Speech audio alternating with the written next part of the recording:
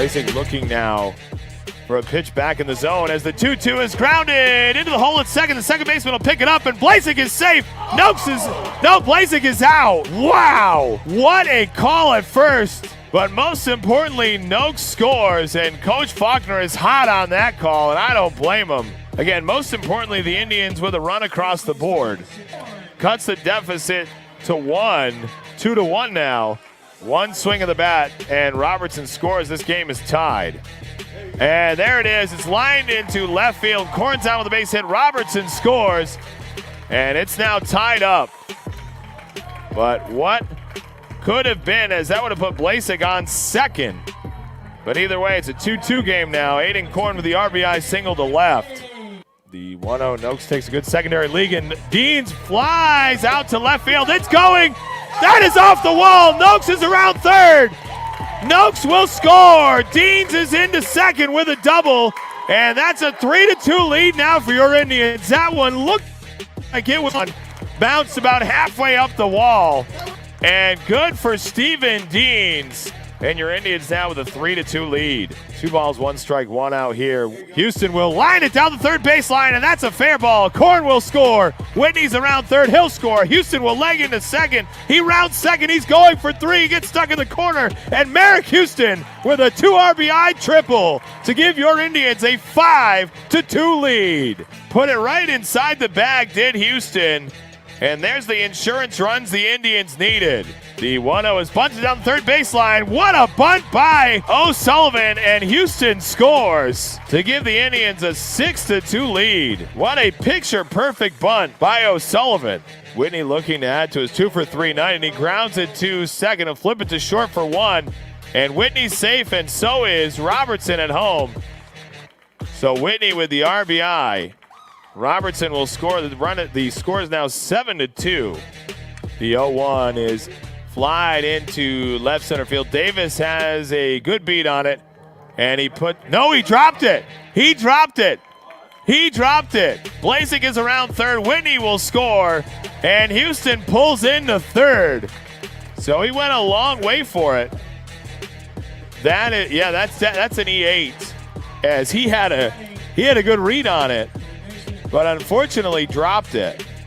Unfortunately for him, it looked like he coasted underneath it. And it took the umpire a second to make the call. So it is now 9-2, and the route is on. Venice faithful trying to get that third strike. The 1-2 is grounded to Houston at short. He'll flip to O'Sullivan at second. And that is your ball game. The Indians come away with a hard-fought 9-2 win. The offense explodes. 9 runs, 10 hits over 4 innings. So great job by the offense, and an even better job by the pitching staff, allowing 2 runs and 6 hits to the Riverview Rams. The big week for your Venice Gondolier celebrates our Indians and their long tradition of winning championships and national recognition.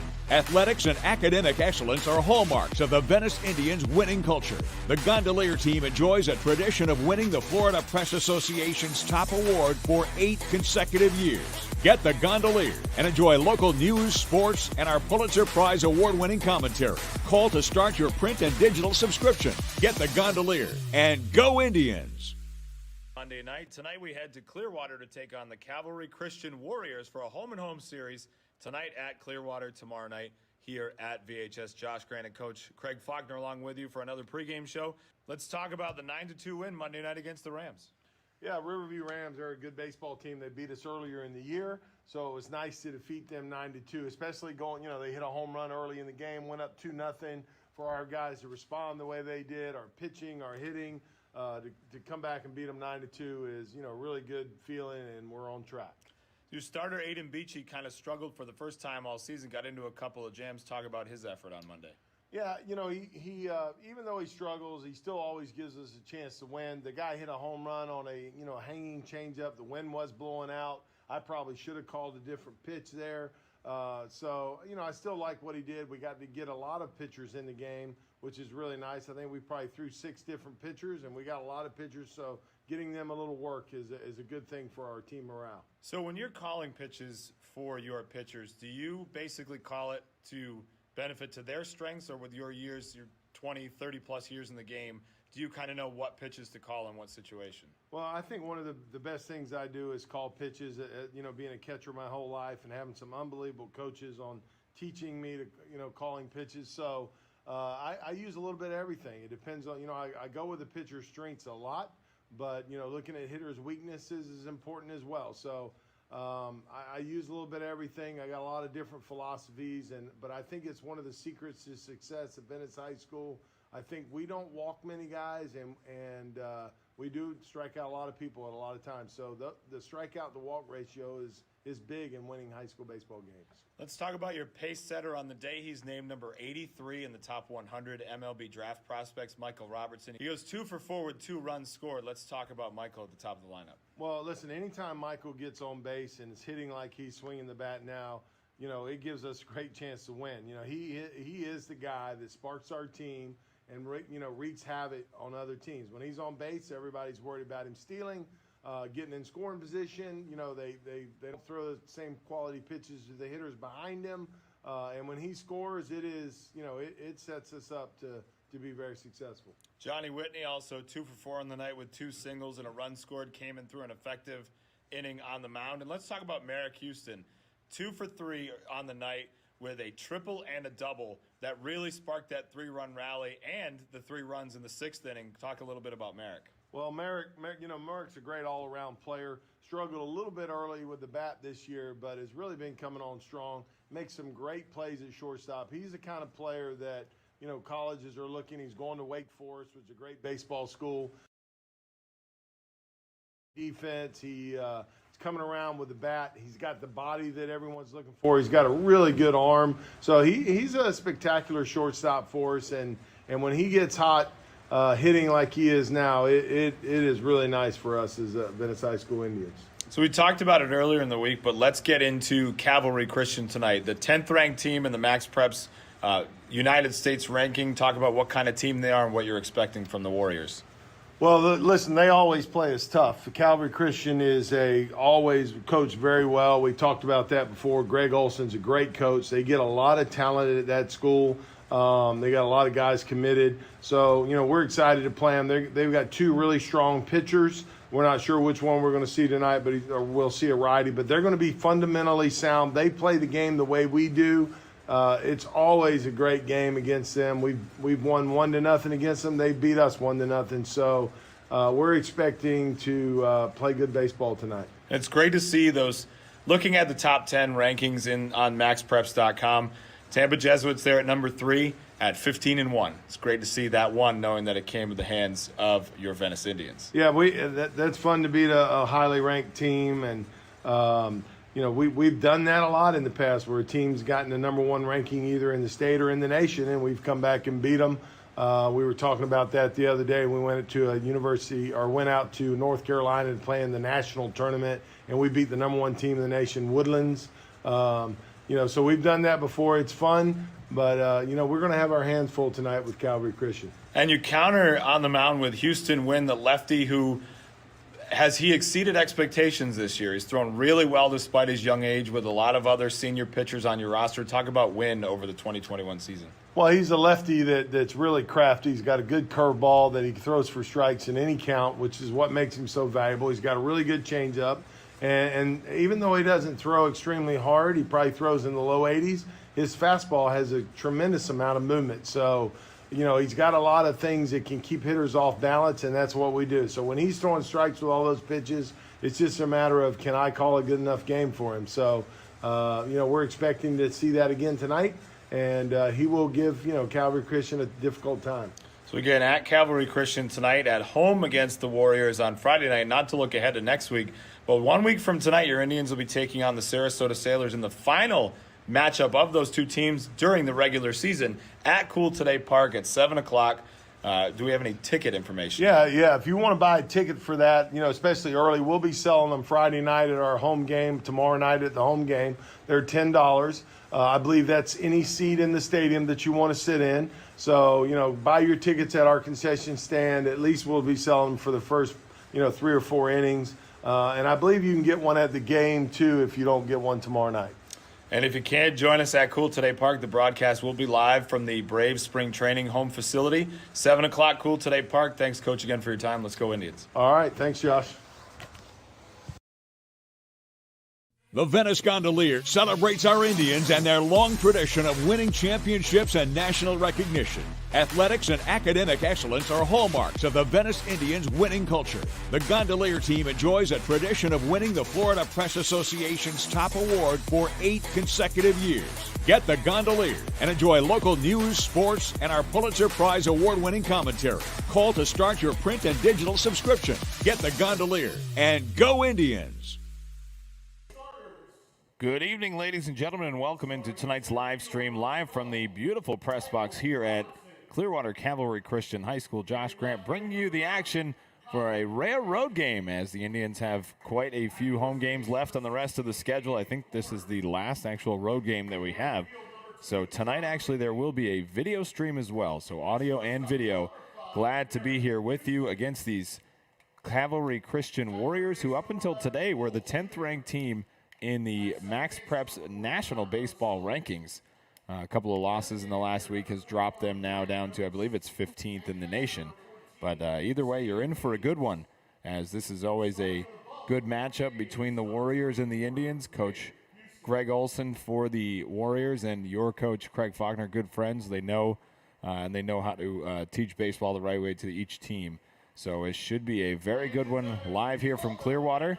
Thanks to the Venice Gondolier Sun for being our pre- and post-game show sponsors, and to all the rest of our sponsors here on the Venice High Baseball broadcast. Let's check out the lineup for the Warriors. It's leading off in right field is number 5, Charles Stevens. Batting second at second base is number 1, Matt Rose. Batting third at shortstop is number 12, Camden Marudis.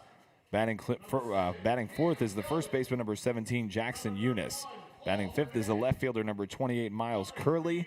Batting sixth is the center fielder, number 30, Blake Opie. Batting seventh is the designated hitter, number 27, Nick Monil. Batting eighth is the third baseman, number 19, Dylan Costello. And batting ninth is the catcher, number 34, Eli Kapkowski. On the mound for the Warriors is number 33, Jack Siebert. So Siebert, low 90s type of pitcher. The guys know them. They are very well aware of either team. A couple of players play on the same Florida Burn team. So this should be a well-fought matchup between both teams. Let's take a look at the defense for your Indians. Let's go around the horn. In left field's Colin Blasig. In center field's Michael Robertson. In right field's John Whitney. At third base, Cole Shoemaker. At shortstop, Merrick Houston. And at second base, it's Connor O'Sullivan. That's a typo. At first base, Aiden Korn. Catching is Steven Deans. And on the mound for your Indians, Houston Wynn. So there's your camera view for the evening. Glad to be able to bring video for you tonight live from Clearwater. So we will be back here in just a couple of minutes with the first pitch. You're watching tonight's broadcast live from Clearwater, sponsored by the Venice Gondolier Sun. The Venice Gondolier celebrates our Indians and their long tradition of winning championships and national recognition. Athletics and academic excellence are hallmarks of the Venice Indians' winning culture. The Gondolier team enjoys a tradition of winning the Florida Press Association's top award for 8 consecutive years. Get the Gondolier and enjoy local news, sports, and our Pulitzer Prize award-winning commentary. Call to start your print and digital subscription. Get the Gondolier and go Indians!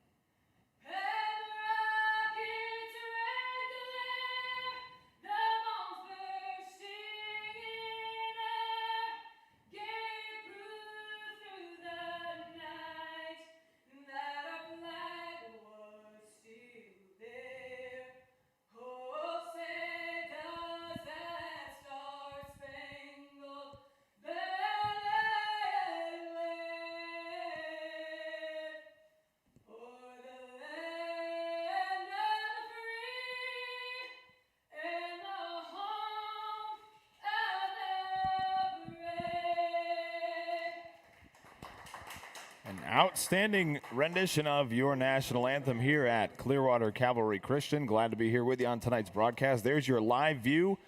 We're able to have video tonight, so that's always a plus. Thanks to Calvary Christian for allowing me to take up space in their press box. So we will go now to the top of the first inning. The first inning is sponsored by our friends at Gemini Apparel. The first inning of tonight's game is sponsored by Gemini Apparel and Accessories. Now in their 23rd year, Gemini Apparel and Accessories is a family-owned business that specializes in screen printing, embroidery, and promotional products. Visit them at 105 Diamond Boulevard in Nokomis or give them a call at 941-488-7447. Need more info? Visit them at GeminiApparel.com. Shout out to Gemini Apparel. Owner Elena Raffanello is recovering from surgery yesterday. We hope you feel better. Always appreciate the Raffanellos, great family in Venice. Again, I hope you feel better. Thanks for supporting the Venice High Baseball broadcast. So coming up, first three men up for your Indians, it's Michael Robertson, Colin Blasek, and Aiden Korn. Let's take a look at the lineup as a whole. Leading off is your center fielder, number 12, Michael Robertson. Batting second, the left fielder, number 9, Colin Blasek. Batting third is your first baseman, number 16, Aiden Korn. In the cleanup spot in right field is number 2, John Whitney. Batting fifth is the shortstop, number 5, Merrick Houston. Batting sixth is the third baseman, number 11, Cole Shoemaker. Batting seventh, your second baseman, number 4, Connor O'Sullivan. Batting eighth is the designated hitter, number 21, Grant Noakes. And batting ninth is the catcher, number 14, Steven Deans. On the mound for your Indians, Houston Wynn, the young lefty making yet another start for your Indians. He's thrown really well this season. As Coach said, he does the little things right. And that's exactly what he needs to do against this Calvary Christian lineup. Let's take a look. So looking at your lineup tonight, a lot of good offensive numbers on Monday against Riverview. Again, Houston with the triple and then the three-base error that could have gone either way. John Whitney with 2 singles and 2 runs scored. And Colin Blaze and Michael Robertson again. So the offense has sparked, and they are getting hot. And that's the exact time you want to do it. As we are heading towards the home stretch, the Indians with a favorable schedule.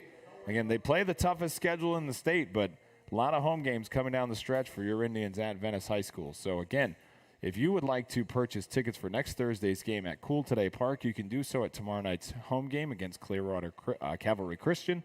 They are $10. You can get them right at the concession stand. Please get your tickets early, as this will be a fun one at Cool Today Park. We will have the broadcast live from the spring training home of the Atlanta Braves.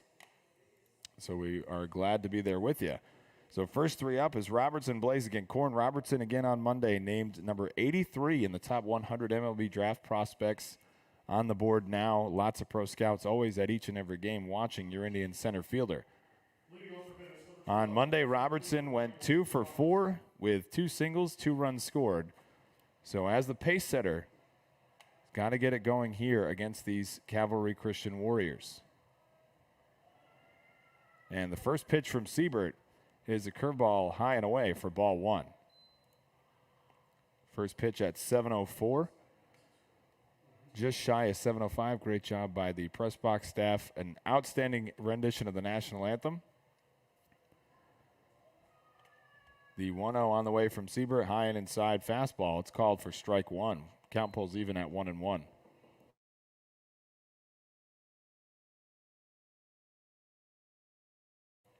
All turf field here at Calvary Christian. Even the infield is all turf. The 1-1, it just hits the left corner of the black for strike 2.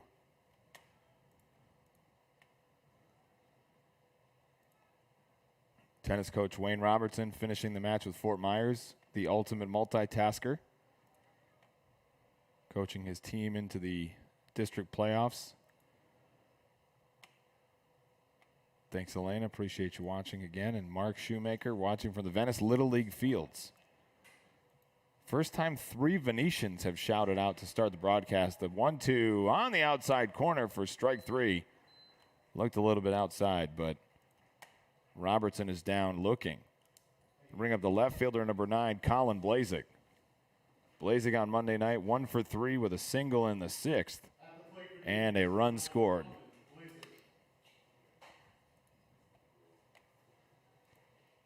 Shout out to Ryan once again. Ryan Call from Virginia. Thanks for always tuning into each and every game on the Venice High Baseball Network.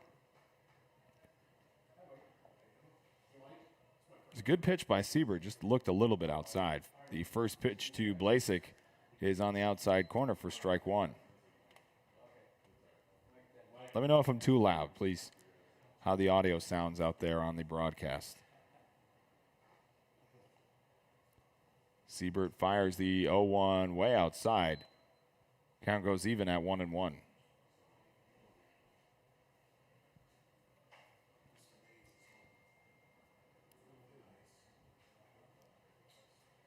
The 1-1 to Blazik. Good pitch by Siebert. Curveball right over the inside corner for strike 2. Blazik's down quickly, 1-2.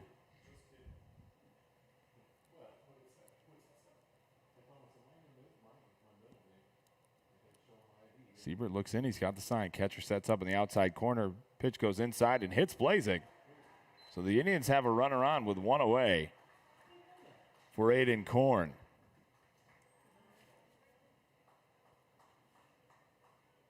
Korn on Monday night scored a run in the 5th. Was the first run across the plate in the 3-run inning for your Indians. And put some bombs over the fence in BP here today at Calvary Christian. So Korn can turn on one quickly. Thanks to Pam and once again Mike. Appreciate you guys watching. Venice Gondolier Sun, great sponsor of the pregame show. First pitch to Korn is grounded to third. He'll go to second for 1 and over to first for 2. It's a 5-4-3 double play to end the top of the first for your Indians. Nothing doing in the first. We go to the bottom. It's Stevens, Rose, and Marutis up for Clearwater as Houston Wind makes another start. The first inning, as always, is sponsored by our friends at Gemini Apparel. The first inning of tonight's game is sponsored by Gemini Apparel and Accessories. Now in their 23rd year, Gemini Apparel and Accessories is a family-owned business that specializes in screen printing, embroidery, and promotional products. Visit them at 105 Diamond Boulevard in Nokomis or give them a call at 941-488-7447. Need more info? Visit them at GeminiApparel.com.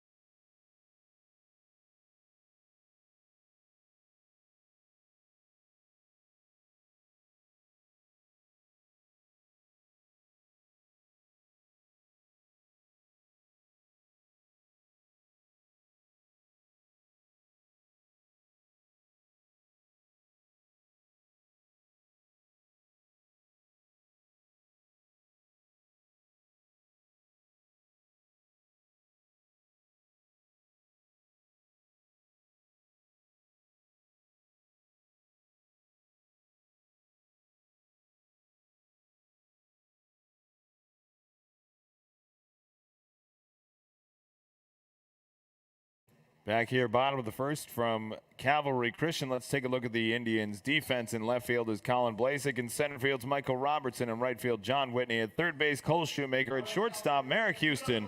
At second base, Connor O'Sullivan. At first base, Aiden Korn. Behind the plate, Steven Deans. And on the mound, once again for your Indians, is Houston Wynn. Bottom of the first, Indians get nothing going in the top. And the young lefty Wynn will step in. First pitch to Charles Stevens is high and inside for ball one.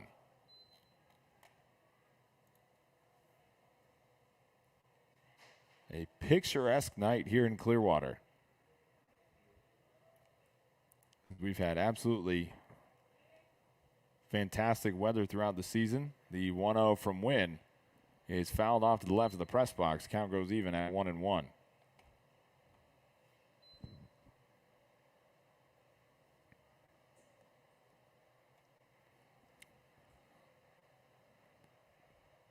Wynn will kick and fire. Slider just on the outside corner. Good pitch by Houston for strike two. Looked a bit off, but we'll take it.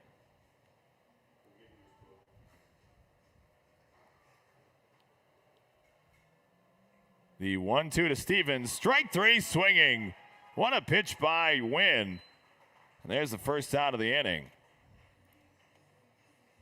Broke through the zone and dropped off the table as soon as it got to the plate, and Stevens could not find it.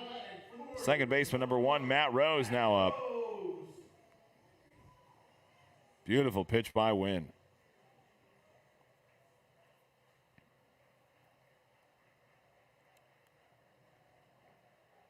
First pitch, same pitch as the last one, and Rose swings and misses for strike one. Right side of the infield in the sun, left side in the shade. Korn having a little bit of difficulty shading on first base. The 0-1 is outside for ball one, which is interesting because he's wearing sunglasses. And they're on the top of his head. The 1-1 is fastball flied out to right field. Whitney has a look at it, and he has to find it to the right side. Again, there's that sun right there for out number two. So he has to range to his right to put it away. Looked like he camped under it initially, but he lost it in the sun. And there's two outs here in the bottom of the first. That'll bring up the shortstop, number 12, Landon Morotis. Now batting number 12, Landon Morotis.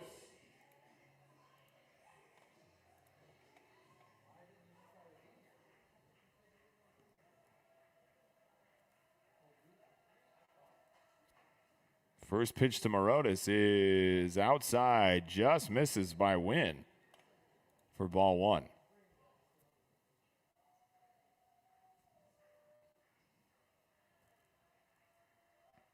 The 1-0 is bunted right back to Wynn. He'll turn and fire. He's got to get quickly. And there's out number three. So the putout goes 1-3. And the Warriors are down in order. We go to the second inning. The second inning, as always, is sponsored by our friend Joe Komorowski, Allstate Insurance. The second inning is sponsored by Joe Komorowski, Allstate Insurance. Go see Joe K for your auto, home, boating, and all your insurance needs. He'll find you the best rate, best coverage, and provides great customer service. Check him out on Google by typing in Joe Komorowski, K-O-M-A-R-O-S-K-I, Allstate, and that'll take you straight to his website. Or give him a call at 941-493-1182, 24 hours a day, 7 days a week. You're in good hands with Joe Komorowski.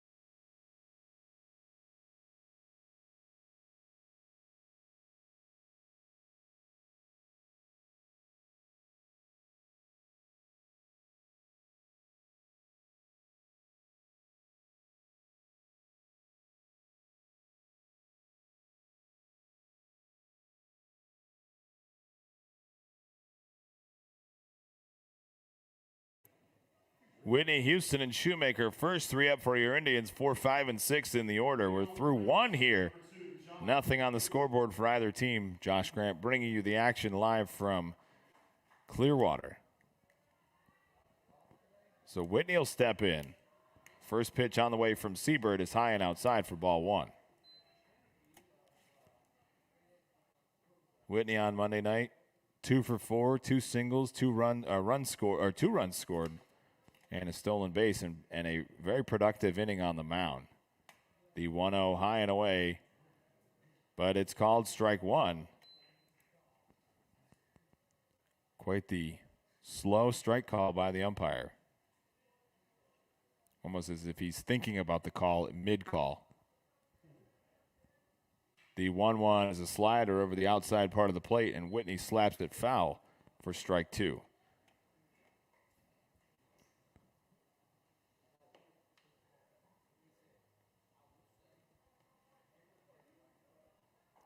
You're in good hands with Joe Komorowski. Thanks to Joe K for being our second inning sponsor.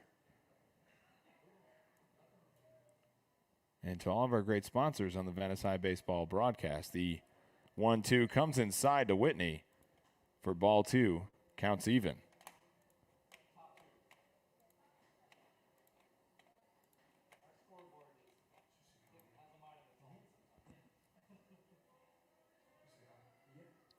Seabird will kick the 2-2, fouled back into the screen, and we'll stay here 2-2. First school that we've been to this year, and first school I've seen in a long time with an actual screen as the backstop. So no chain link fence, so I can bring you the video tonight. And actually, they have a screen that goes up the right field wall. There's practice fields behind there. The 2-2 swung on and missed. Whitney got tied up for out number one. Merrick Houston now up. Talked about Houston in the pregame. A triple, a 2-run triple last on Monday night. Gave the Indians a 4-3 lead and had a big fly to left center that was dropped by center fielder Jacoby Davis and was called a 3-base error. Could have gone either way. First pitch to Houston is strike over for strike one. So his bat's coming alive. Defense has been good all season. The 0-1 to Houston is high and away for ball one. Thanks, Maureen Coble from Northport. Appreciate you watching. Share the broadcast, like and subscribe on Facebook and YouTube. The 1-1, Houston will drive it through the left side of the infield for the Indians' first hit of the ball game. So good speed on now for Shoemaker. Here with one away in the top half of the second.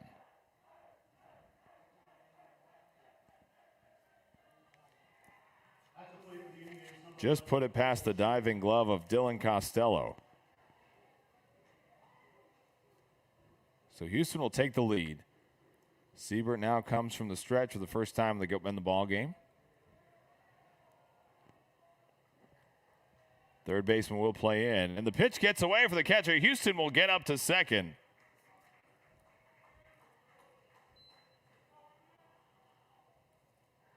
So runner in scoring position now for Shoe. Counts 1-0.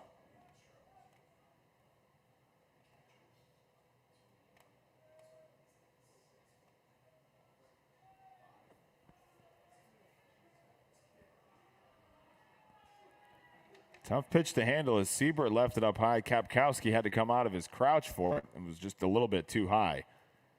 The 1-0 is over for strike one. Count goes to 1-1.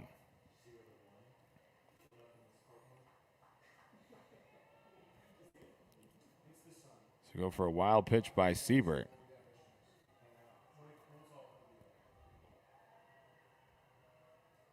The 1-1 to Shoemaker. And they're struggling with that curveball. There's strike two.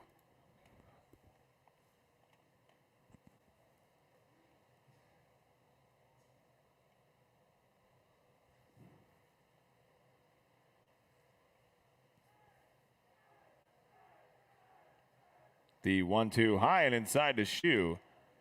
And the count pulls even at 2-2. O'Sullivan on deck.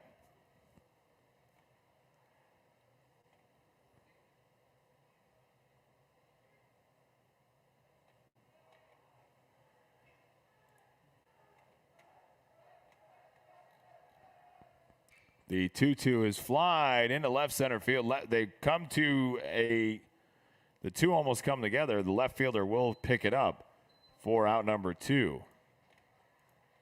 So a tough angle. Good call by the left fielder to call off his center fielder. And that'll bring up O'Sullivan now.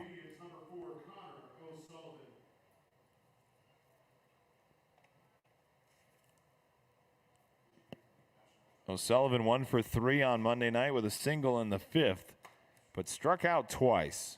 So Sullivan needs to get the bat going here, and this is a perfect opportunity with Houston on second.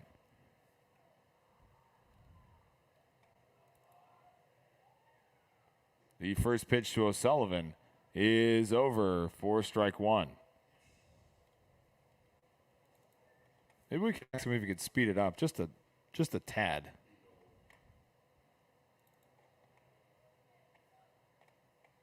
A 1-1 count here to the Indians' second baseman. Houston takes his secondary lead off second. The pitch from Siebert is a big swing and a miss by O'Sullivan. And he falls behind in the count now, 0-2.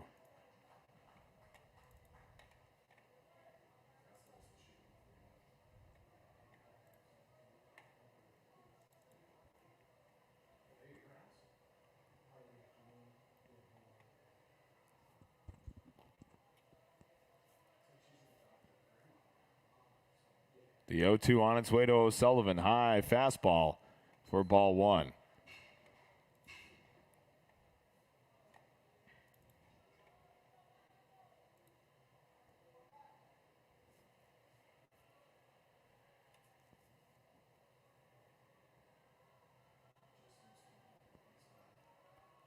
The 1-2 from Siebert's on its way, and that one's way out of the zone. Count will pull even at 2-2.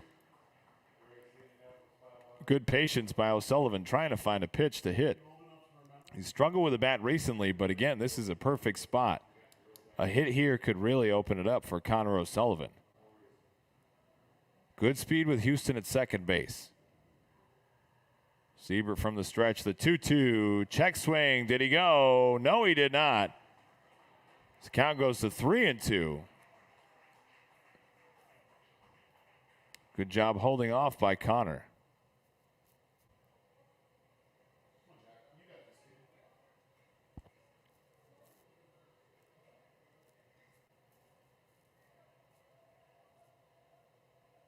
Houston will take off on the pitch. The 3-2 fouled out to the left side of the press box and will stay here.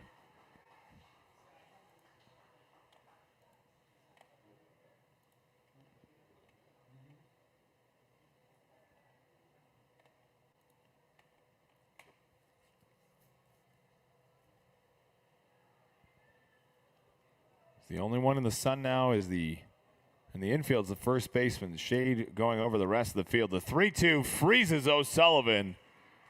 Good pitch by Siebert. And the Indians go down with leaving Houston at second. So we go to the bottom half of the second. It's 4-5-6 up for the Warriors. Eunice, Curley, and Opie. Let's get another solid inning here by Houston win. We go to the second. The second inning is bottom of the second is sponsored to you by Joe Komorowski, Allstate Insurance. You've gathered a few different homeowners insurance quotes, but how do you choose the one that's right for you? Don't panic, you've got this. Start by looking at the types of coverage included in each policy. For instance, most policies include dwelling, personal property, and liability coverage, but you may find other protections are included in your quote. To make an apples-to-apples comparison, you'll want to make sure each quote includes all the coverages you need. Next, check out each policy's deductible. A deductible is the amount you'll need to pay out of pocket before your insurance will help pay for a covered loss. A higher deductible may make a policy less expensive to purchase, but you'll typically find you'll need to pay more out of pocket in the event of a claim. Make sure each of the policies you're considering has the same deductible and that it's one you're comfortable with. Lastly, we all have our limits, and so do the coverages in homeowners insurance policies. A limit is the maximum amount a policy will pay for a covered loss. The limits you choose may affect the cost of your policy. Take a look at how much coverage each policy provides and make sure the limits are right for you. By comparing insurance quotes side by side, you'll get a better idea of whether each policy provides the protection you need so that you can choose the policy that works best for you. Back here from Clearwater, first pitch to Jackson Eunice is for a ball high and outside, and Houston wins working quickly. The 1-0 is low and inside. Count goes to 2-0. Bottom of the second, live from Clearwater.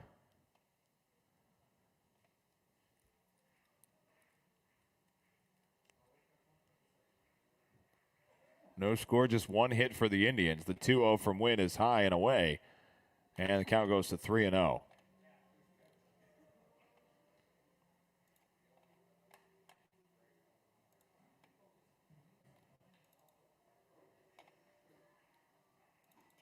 The 3-0 is a get me over fastball for strike one.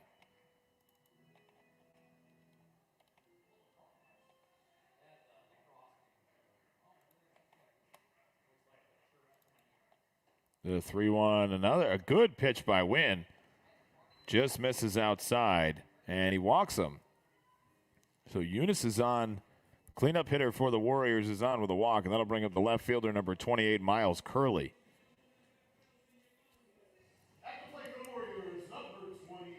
They have walk-up songs here. That is pretty cool. The only high school I know of that currently has them. Lots of firsts we're finding out here from Calvary Christian. First pitch by Wynn. Just misses off the plate for ball one.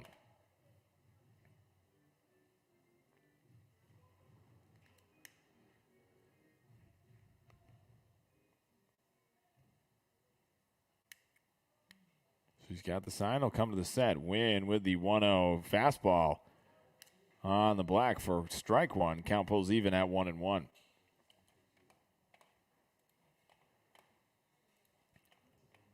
It is a major league atmosphere here at Calvary Christian with the crowd prompts and walk-up music. Great job by PA announcer and DJ.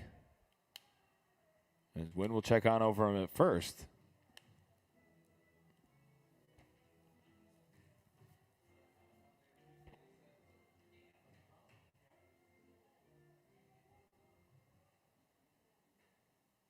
So Wynn looks in the 1-0 spin ball that stays high and away, and he's going to get a visit from Stephen Deans. Got to settle down here, attack the hitter.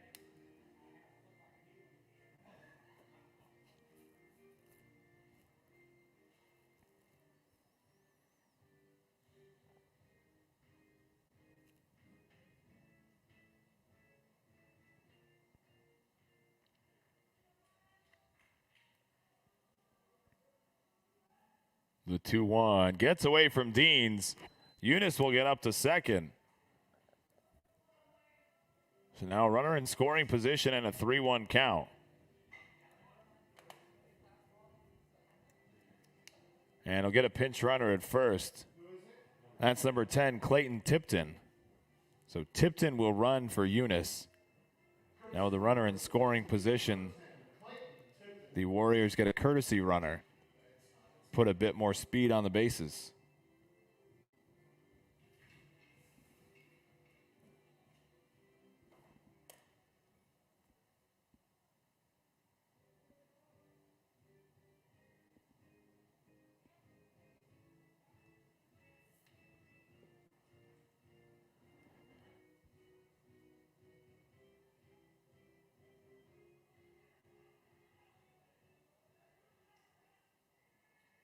So 3-1, no outs. Tipton leads off second. Wynn will come to the set. The 3-1. Good pitch by Wynn, and the count pulls even at 3-2.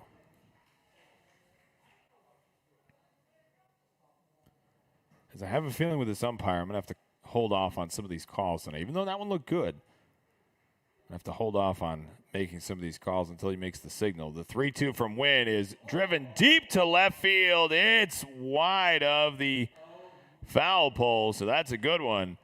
And that is a loud strike. But we'll stay here. The count stays 3-2. That was a moonshot as he turned quickly on the Wynn fastball.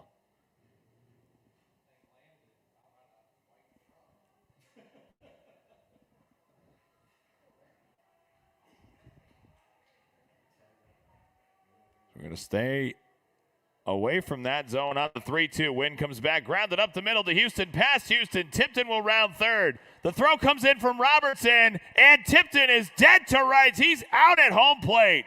What a throw by Michael Robertson. Put it right on the plate for Deans, and Tipton was out by a solid 6 feet. What a throw, Michael Robertson.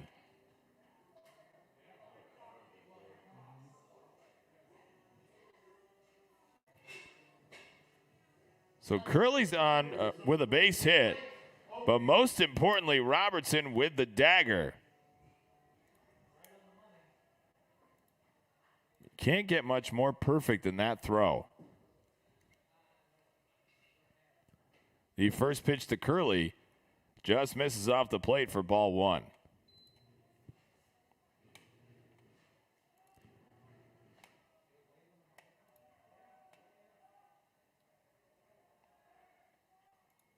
And Wynn will check over at first base. One away here in the bottom half of the second.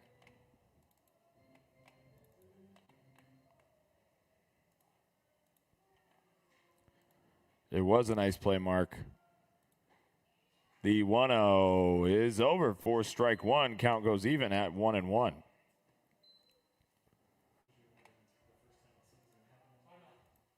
And we got a visit here from Indians pitching coach Tyler Shambora. Not today, exactly, Ryan Call. So we'll take a quick break here on the Venice High Baseball Network.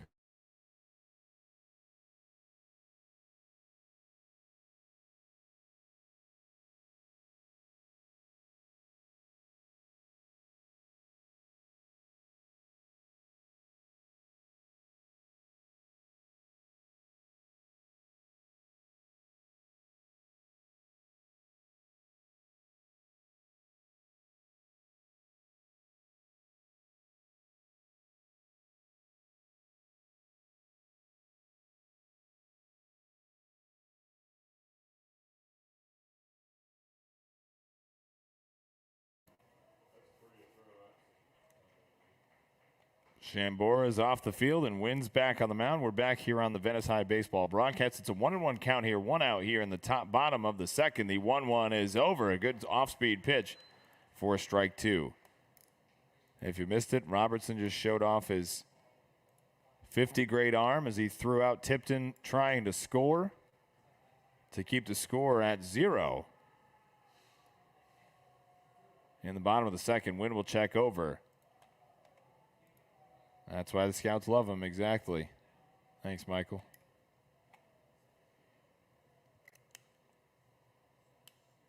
So 1-2 count here to the Warriors center fielder. Oh, Curley with the lead off first. The 1-2 spin ball from Wynn. It stays outside. Count goes to 2-2. Struggling with that off-speed pitch or the breaking ball tonight. He's thrown some really good ones, but the outside curve just has not been there as the 2-2 is grounded back up the middle out of the reach of Houston.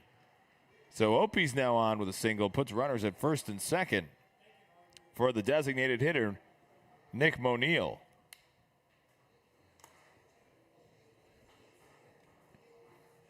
Back to play for the Warriors, number 27, Nick Monil.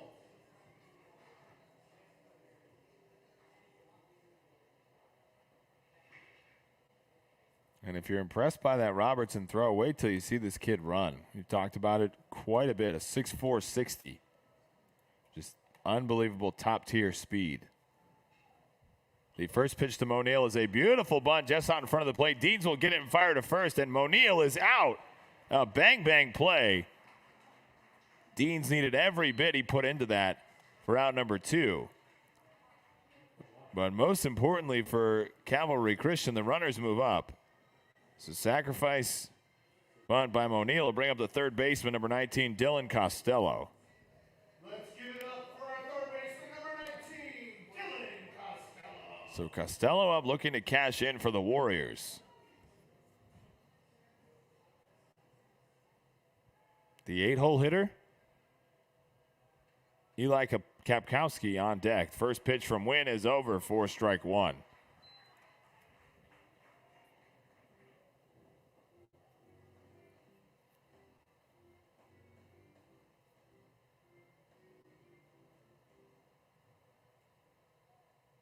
Runners will take their leads. The 0-1 is a good breaking ball on the outside corner for strike 2.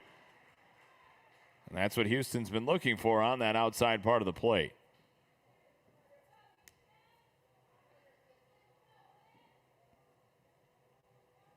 Take a look back at the runner a second. The 0-2 fastball away. And Costello looked at it for a second but did not pull the trigger. Count goes to 1-2.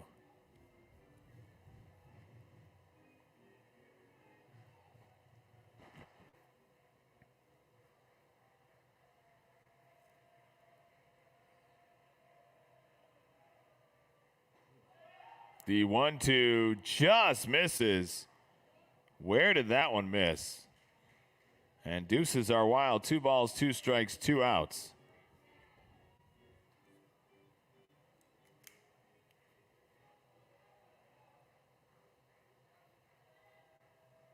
The 2-2 from Wynn is fly down the first baseline, but foul. Korn gives chase. It's close to the fence, and he can't get to it.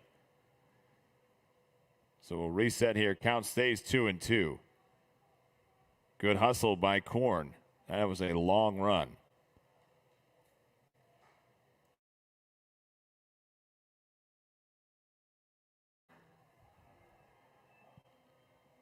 A big boost for Wynn here if he can get out of this one. The run was cut down to the plate now. Runners at second and third.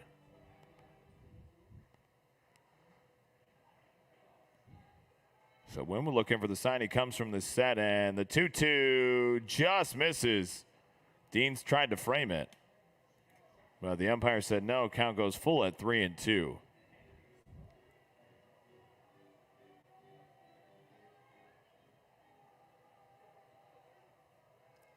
The 3-2 from Wynn is flied into right field. Whitney gives chase, and he gets under it for out number 3. It looked like it was going to take off, but it slowed down a bit, just enough to get into the glove of John Whitney. And no damage done for the Warriors. We go to the top of the third inning. The third inning is sponsored to you by Dr. Kevin Shapley, DMD. The third inning is sponsored by Dr. Kevin Shapley, DMD. Dr. Shapley and his team provides quality dental care in a family-friendly, compassionate, and warm environment. His welcoming staff takes the time to speak with you and your family about your oral health and what treatment options are available and what would best fit your needs and lifestyle. Book your appointment today by calling Dr. Shapley at 941-426-0615 or visit him online at www.shapleydmd.com.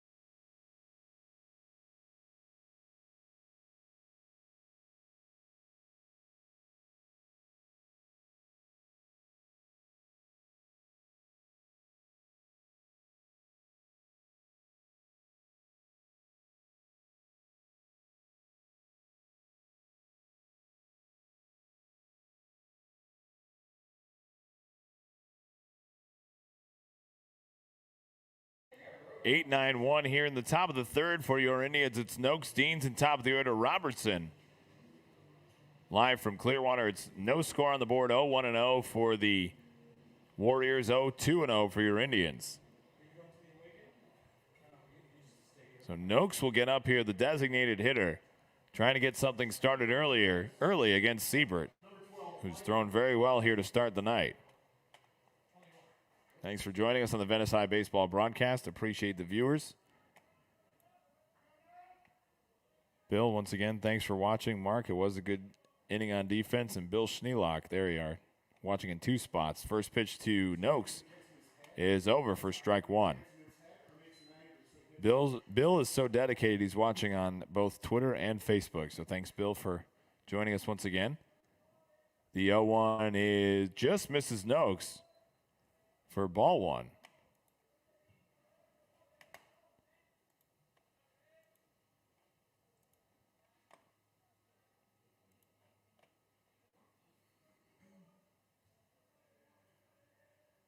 The 1-1 is low and away. Count goes to 2-1. It's a well-placed fastball by Siebert, but called the ball.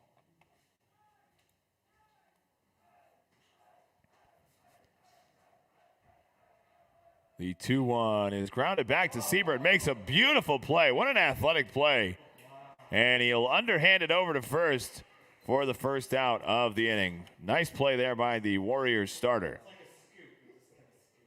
And that'll bring up the catcher, Stephen Deans. Deans with a near home run on Monday night. Ball went halfway up. We all thought it was gone in the press box. Ball went halfway up the wall.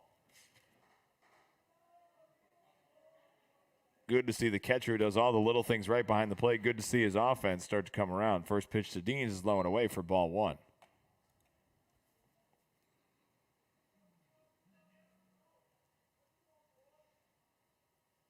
The 1-0 is driven into right center field. The center fielder will have to turn and burn, and he gets away from him. Deans rounds first. He'll pull into second. So Stephen Deans with a double to center. And that'll bring up the center fielder, number 12, Mikey Robertson, who struck out looking in the first. It was a tough play as he really had to go back to the wall. Good opposite field power by your catcher. I was just going to talk about it before the Deans hit. The athletic play by Siebert. All us old guys up here were thinking about icy hot and ice after that one, as he comes through his follow through and then had to come back around with his other hand and scooped it with his glove hand. As you can see it on the video. That made me sore just thinking about it. And Robertson will step out. So Deans with a one-out double. And now looking to cash in. First pitch to Robertson is over for strike one. Surprised we don't see Fulcher out there running for Deans. Oh, we do. There. That's. Did we get a pinch runner? No, I don't think we did.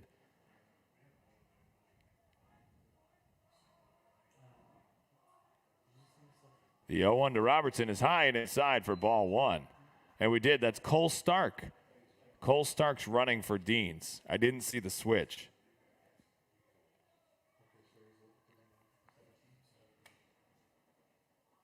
So Stark is out there running for the Indians catcher. He'll take his lead. Robertson awaiting the pitch from Siebert. He'll turn and look at Stark.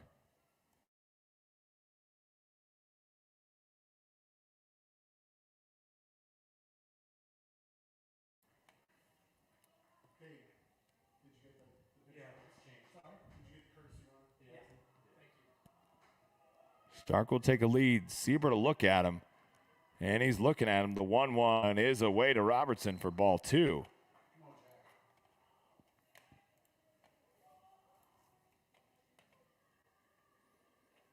Check out Dr. Kevin Shapley, www.shapleydmd.com to make your appointment, or call him 941-426-0615. Son Douglas is here in the bullpen for the Indians tonight. Another fresh arm coming up to fill out the roster for this road trip. The 2-1. Good breaking ball on the inside part of the plate to Robertson. Count goes to 2-2.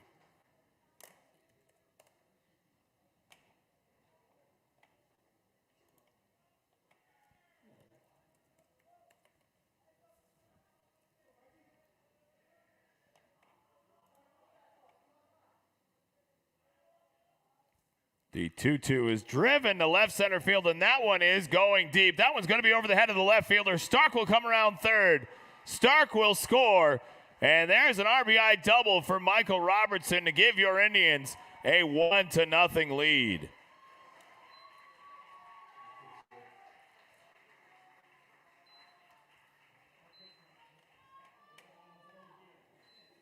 Attaboy, Mikey.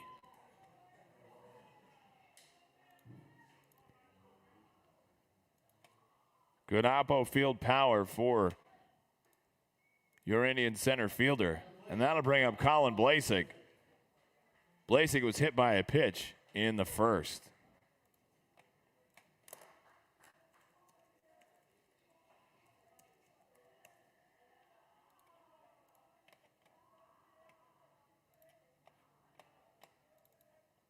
First pitch to Blasek is over for strike one.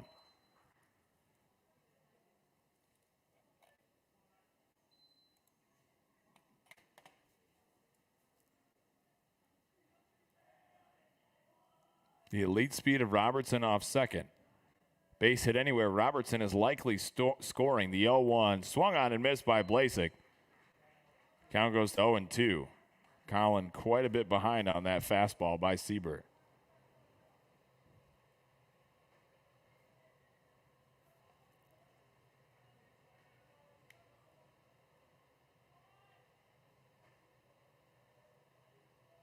Siebert from the stretch comes to the set, and Blasek will step out.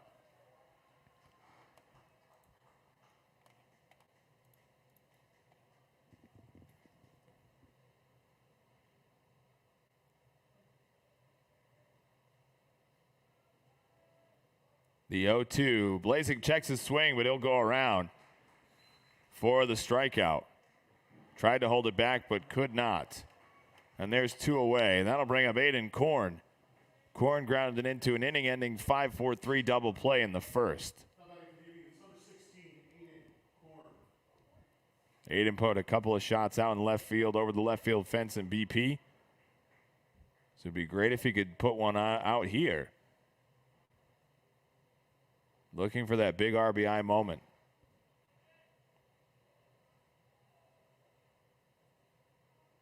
Robertson with a good lead off second. And Siebert's looking at him. Korn steps out. And he's still looking at him.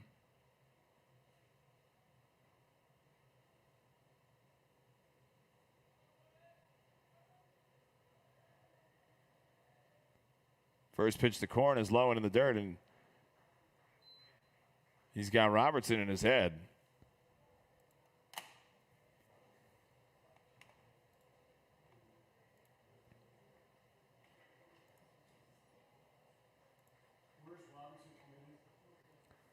Michael Robertson's committed to the University of Florida, but he's looked at by pro scouts pretty much every game. Number 83 in the MLB Top 100. And Siebert turns and fires and almost puts it into center field. Great play by the second baseman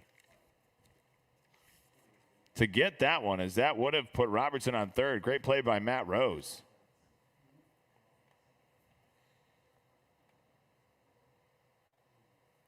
And this is one of those situations, attack the hitter. Robertson has great speed, but you got to go after the hitter. You can look at him, but focus on Korn. The 1-0 is over for strike one. Good breaking ball by Siebert. Again, that might have been the umpire's slowest call of the night, so I had to wait on that one. Might doze off in the middle of the call from move one to final move. The 1-1 to Korn is driven into center field, but right at the center fielder, Opie, for out number 3. We got one here as Michael Robertson with an RBI double scores Steven Deans, and your Indians go to the bottom of the 3rd with a 1-0 lead. The 3rd inning, once again, as always, is sponsored by our friends at Dr. Kevin Shapley, DMD. The 3rd inning is sponsored by Dr. Kevin Shapley, DMD. Dr. Shapley and his team provides quality dental care in a family-friendly, compassionate, and warm environment. His welcoming staff takes the time to speak with you and your family about your oral health and what treatment options are available and what would best fit your needs and lifestyle. Book your appointment today by calling Dr. Shapley at 941-426-0615 or visit him online at www.shapleydmd.com.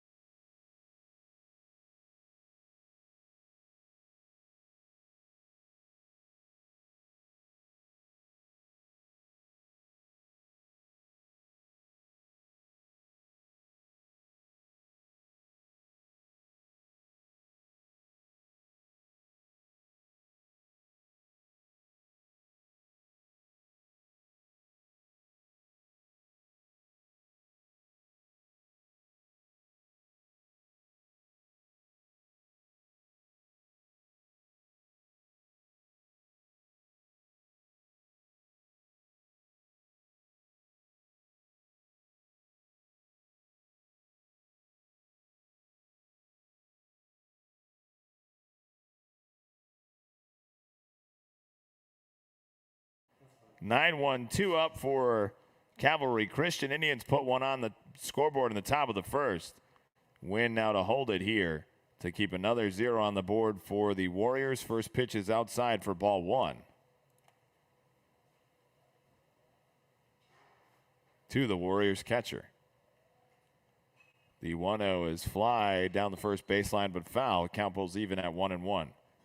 And Michael Robertson with a RBI double to left center field. Scores Steven Deans in the top half of the 3rd. But was left stranded on second. Korn hit it on the screws, but right at Blake Opie, the Warriors center fielder, as the 1-1 is chopped into the hole at Houston. Great backhand. He'll get up and throw it, but no chance for the speed as Kapkowski is on with a single. Tough play. What a play by Merrick just to get to it. You couldn't do much with it. I mean, you got to come up and you got to hope that the runner trips and falls. But great job by Merrick to keep it in the infield. So one pitch and a runner on for the Warriors. Got a pinch runner at first base, number 21, Tyler Dietz.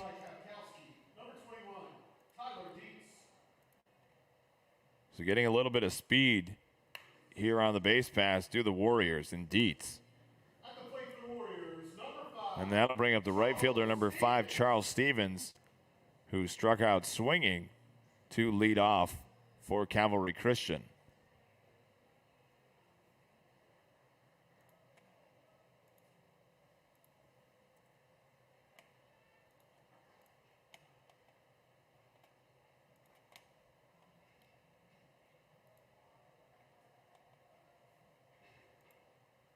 First pitch it'll square around a bunt, but it stays inside to pull it back for ball 1.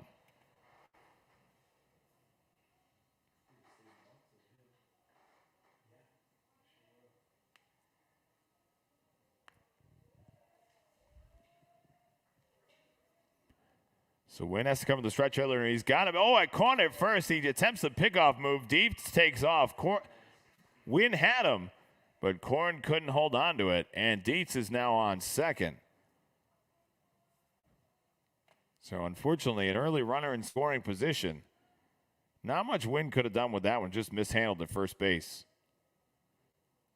He did exactly what he needed to do, got the runner caught up. But now Dietz is on second. 1-0 count here to the Warriors right fielder.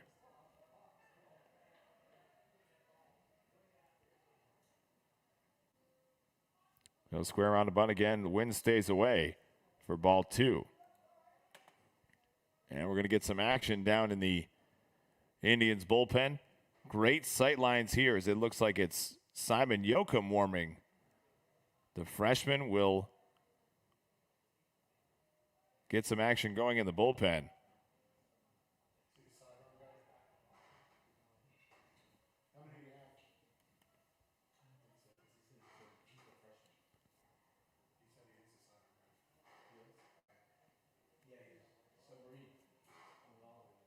So the submarining freshman, Simon Yoakum, will warm up and get ready to come into this game as Houston Wind falls now down 3-0. And I'll get a visit from Deans.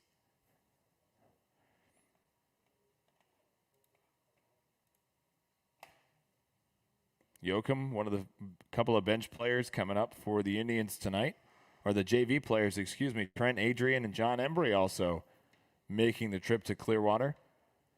Adrian with a Titanic home run against Lemon Bay last week. And Embry looked really good in BP today.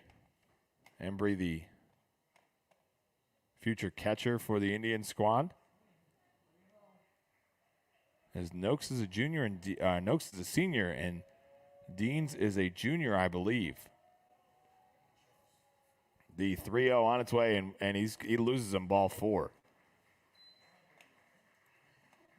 So a really tough going here for Wynn. Now with a 1-0 lead and runners on first and second, and that'll likely do it as Coach Craig Faulkner will head out to talk to his southpaw. So we'll take a quick break here on the Venice High Baseball broadcast. Thanks for watching. Appreciate you. Send us a comment in the chat. Let us know you're here. We'll be right back.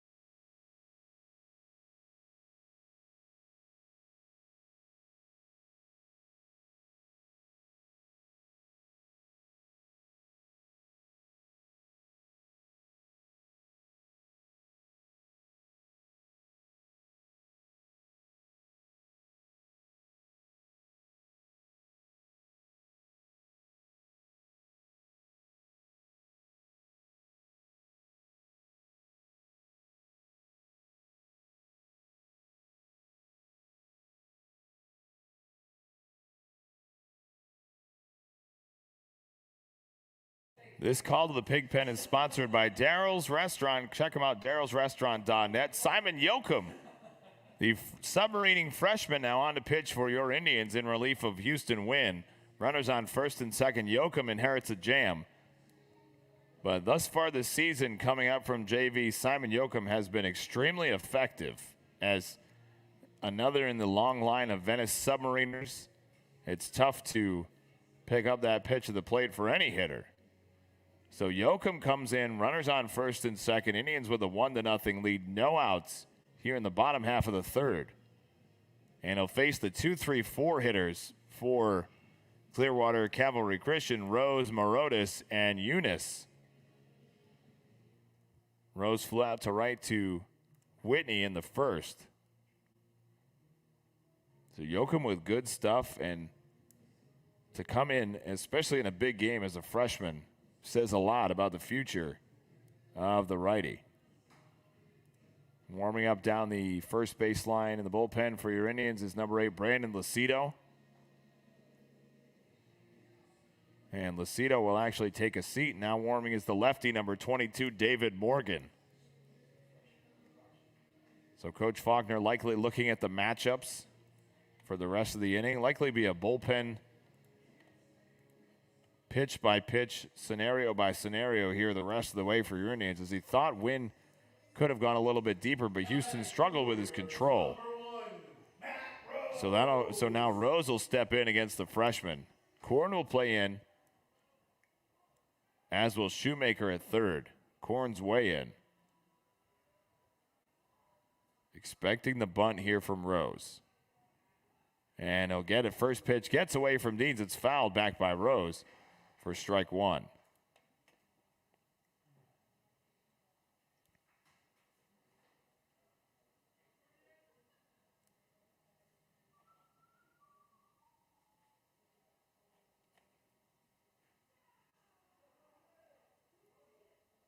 0-1's the count, no out here in the bottom half of the third. Yoakum will look in for the sign.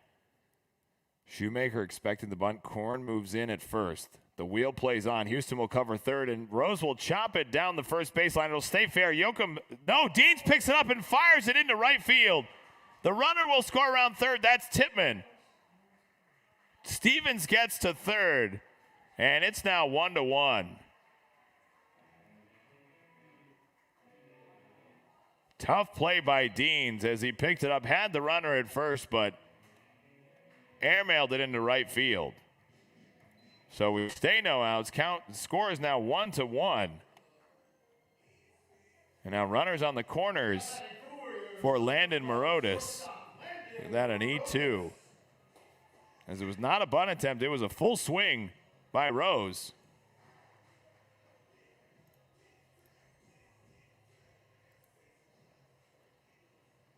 And now Yoakum has to go after the three-hitter in the Warrior lineup.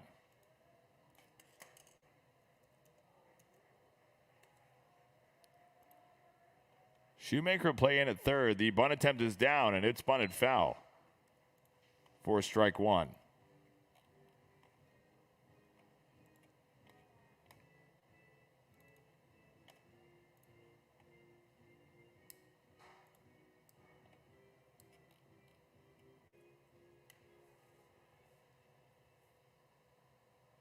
Good speed at third and Stevens. Ball hit anywhere in the outfield will likely score him from third. And the runner will take off to second. Deans throws down to third, and it gets away from Shoemaker. Stevens scampers home, and Stevens will score. Rose gets to third. And the Warriors now with a 2-1 lead.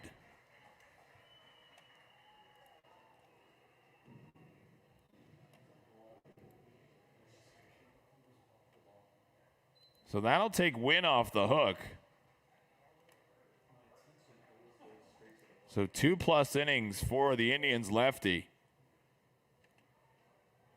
2 hits, 2 runs. And now it's Yoakum from here on out. The 1-1 is over for not strike two. He looked like he was going to call a strike. The count now goes to 2-1.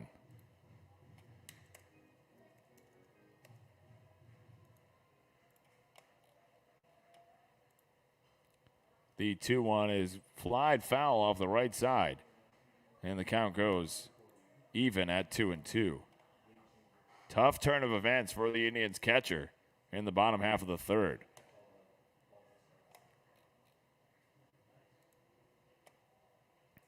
Yoakum looking for the first out of the inning. As Rose will take the lead, the 2-2 is flied into left field. Blasa gives chase, and he catches it. He definitely caught it. Get it to third. He throws over. Did the runner tag? No, I don't think he did. He took off, and that's a double play.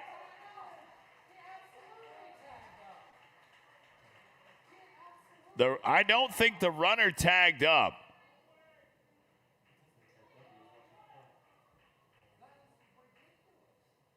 So that is a double play.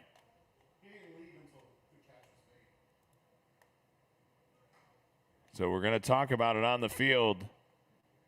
Warriors manager Greg Olson not happy with the call. I was watching Blasick. As the ball went into Blasic's glove. So I did not see if the catch was – saw the catch was made, but did not see if the runner was tagged up. But it's called a double play, and what a sigh of relief for Yoakum and Coach Craig Faulkner. As the runner's now off third, so Yoakum can come from the windup.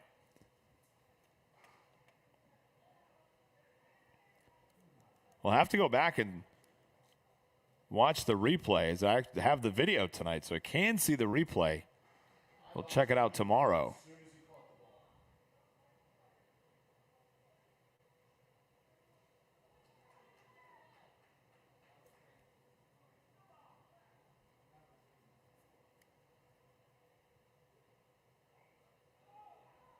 So it's a fly out to left, and Rose is out 7-5.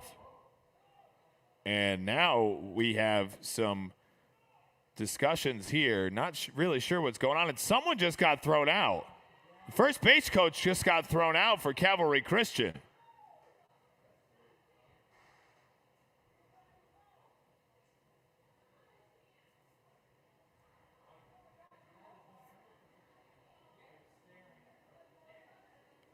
So obviously this is a tough call for the umpires to make now, and now we're just going to try and figure it out. So we'll take a quick break here.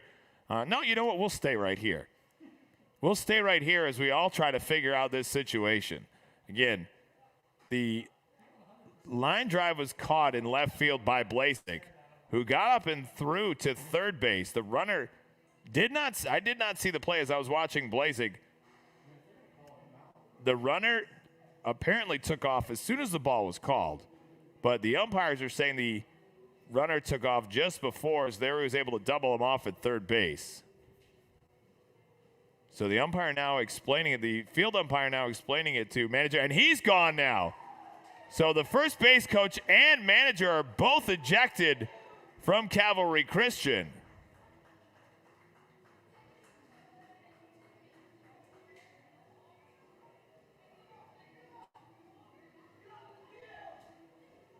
And they're still going at it.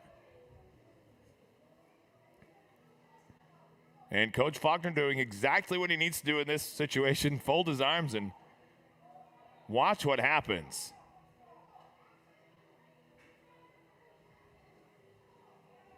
So not only does the out come off, or does the runner come off the bases, first base coach and manager have both been ejected.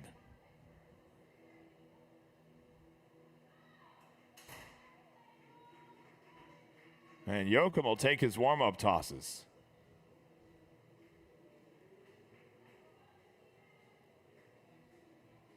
So now Coach Faulkner does not look happy at this situation, so let's hope that the call does not get overturned here by the umpires. I don't think they can actually do that.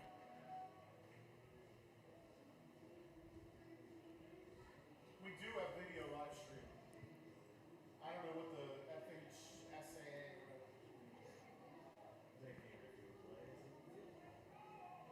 So it's a judgment call by the umpires. They watch the play.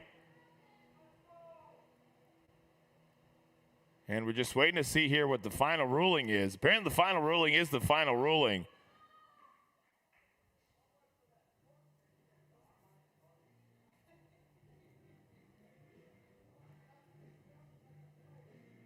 But Coach is not thrilled. So we're just waiting for him to make a call here.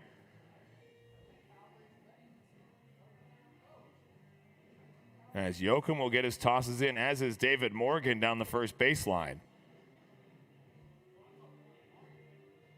And the base umpire is not sure where he's going. Just getting a drink. Got to cool off after getting hot.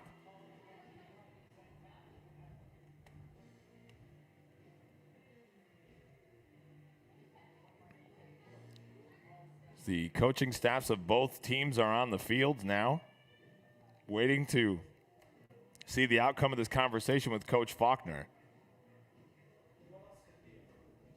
Yeah, exactly. What else could we be discussing at this point?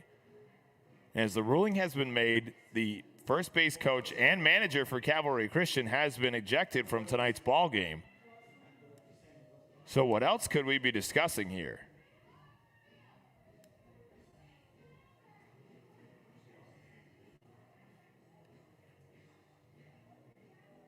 And Olsen's still going after the home plate umpire.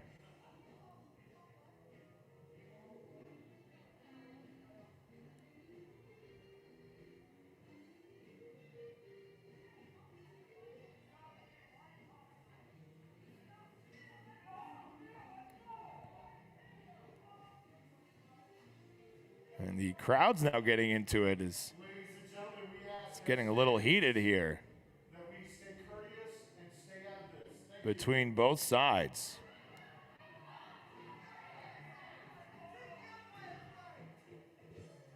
This is very interesting. The only thing the Venice players can do and both sides can do is just back off and let the officials and coaches take care of what they need to take care of. No need for the fans to get into it. No need for the players to get into it. Show good sportsmanship between the teams and continue this game. As we have to remember that this is high school baseball here. We are not in the professional leagues.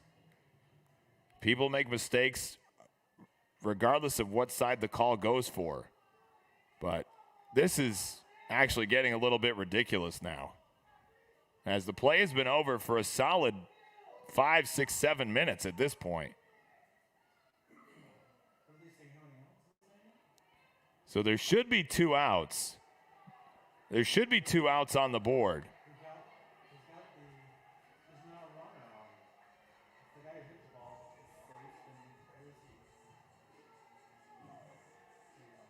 So 2 away here in the inning, and we look like we'll get back to baseball, as both sides right now are hot. So apparently there's 1 out here. What is going on? The Venice coaching staff signals to the field that there's 1 out here, and there should be 2 on the board. There's 2 away. Okay, we do have 2 outs here. I think everybody was a bit confused. So it's a so run out, 1 out, and the run scored.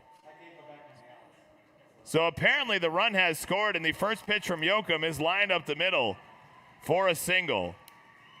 So 1 away, the run scores, so it is now 3-1 Calvary Christian. So after all that, we never got a clear indication from the official as to what happened. There is 1 out.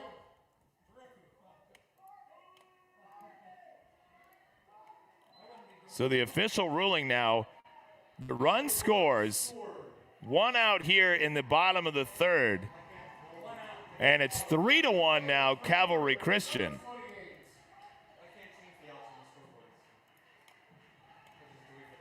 So thanks for bearing with us, as it was just as confusing for you as it was for me. There's 1 away here in the inning. Runner now on first after the Eunice single. And it's low and inside to Curley for ball 1.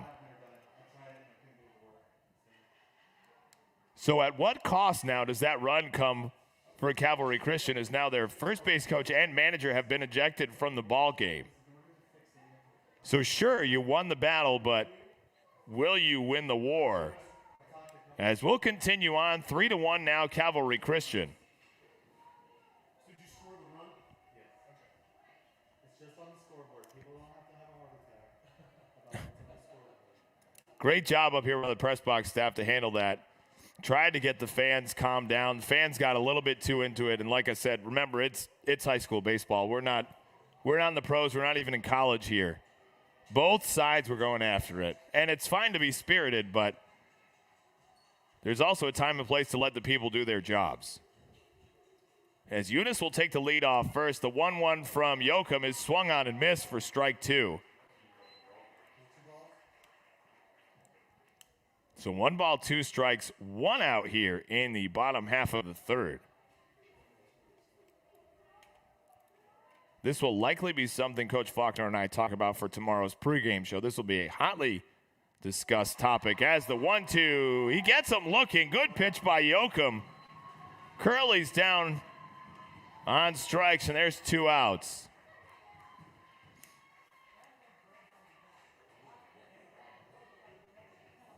Now batting for the Warriors, number 30, Blake Opie.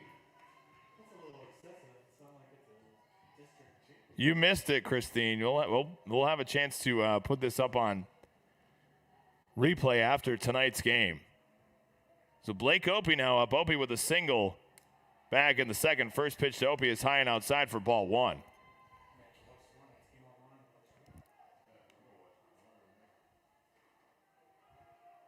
As the live stream will remain up until sometime tomorrow morning, but you'll be able to watch it. And then after the season, I'll put them all back up live. The 1-0 is grounded foul. Count holds even at 1-1.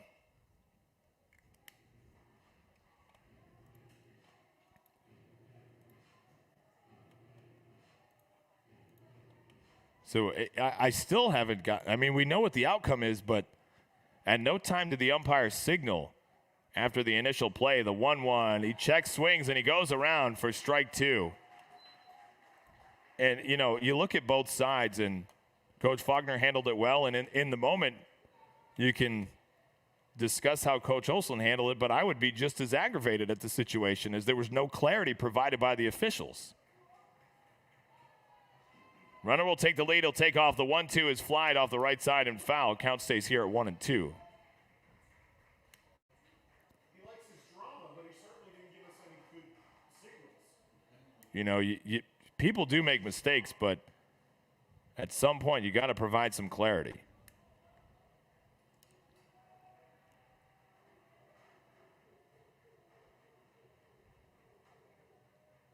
So Eunice will take the lead at first, and Opie steps out.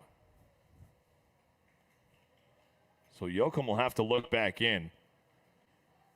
1-2 count here, 2 away in the bottom of a hotly contested third inning live from Clearwater. The 1-2 from Yoakum is grounded foul back to Deans, and it'll stay here. Count stays 1-2.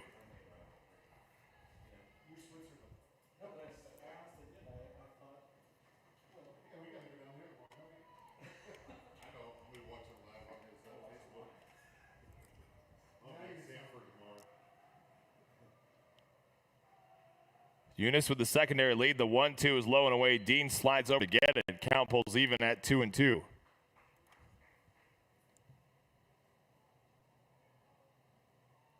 I'm glad I have video of tonight's broadcast, as we can go back and take a look at this later on.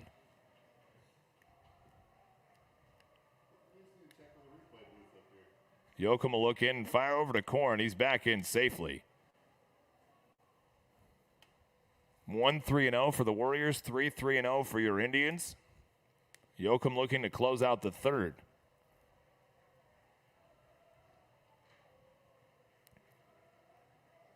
The 2-2 on its way. Chopped back to Yoakum. He'll jump and stab for it. He has it. Fires over to Korn for out number 3. We're through 3 full here at Calvary Christian. What a hot one that last inning was. And we go to the 4th. Hopefully it's a little calmer than that last half inning was. The 4th inning, as always, is sponsored to you by our friends at Peach Wave Frozen Yogurt. The 4th inning is sponsored by Peach Wave West Village's Frozen Yogurt. Try Venice's newest home for frozen treats, Peach Wave Frozen Yogurt. Located at 12157 Mercado Drive in Welland Park, Peach Wave has everything you want. From frozen yogurt to shakes and floats with options for everyone and a full toppings bar, you can customize your frozen treat and make it how you want it. Stop by and see them in Welland Park next to Publix, and check out their daily deals on Facebook at facebook.com/PeachWave West Villages. Peach Wave Frozen Yogurt, Venice's newest home for what you crave.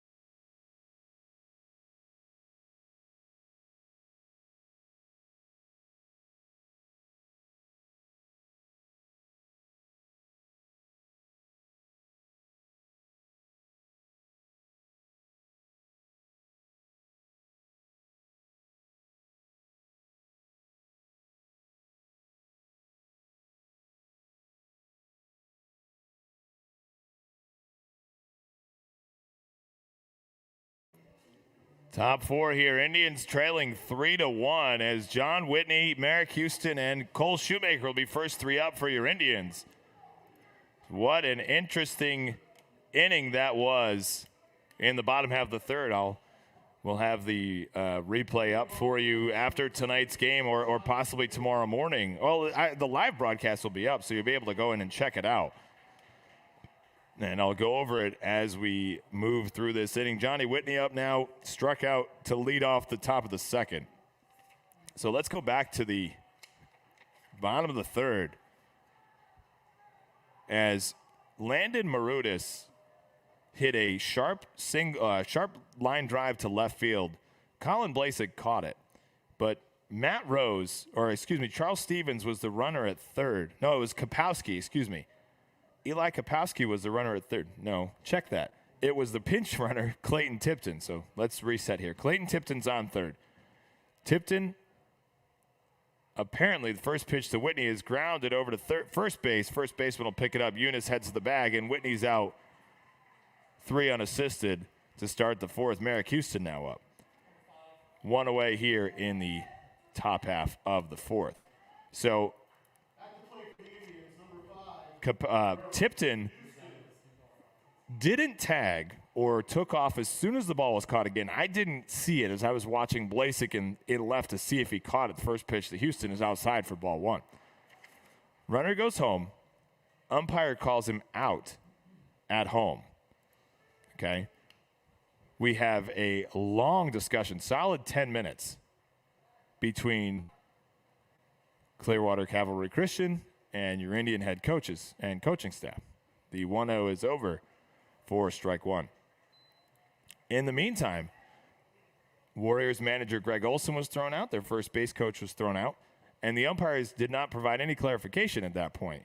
So all of a sudden now, we head back to the field. And the ruling was the run scored. So the Warriors now with a 3-1 lead. So the ruling was the one scored after the manager and first base coach had been thrown out. Again, I could not see the play at third, so I can't tell you definitively whether or not he tagged up or he didn't. But the whole situation was kind of handled poorly by the field umpires but they didn't tell anybody what was going on. So I really don't blame manager Greg Olson for being upset about the situation, and nor do I blame the Indians coaching staff. As a run scored, but at no time we're trying to sit here figure it out as the 2-2 is chopped over to short, pick it up and throw across the diamond to first, and Houston's out 6-3. So, but I digress. We'll go to the current action now, and I'll have to take a look at it afterwards, as I'm glad tonight's one of the nights I have video. So Cole Shoemaker up, lined out to left in the second. You know, you hate to see tempers flare in a high school game, but tempers did flare on both sides. The fans got into it. Players did a good job at jawing, but nobody did anything further. You know, they did what teenagers do. And it was handled very well up here by the press box staff at Calvary Christian. And we'll move on. The 0-1 is inside to Shoemaker. Almost gets him on the left elbow. But the count pulls even at 1-1.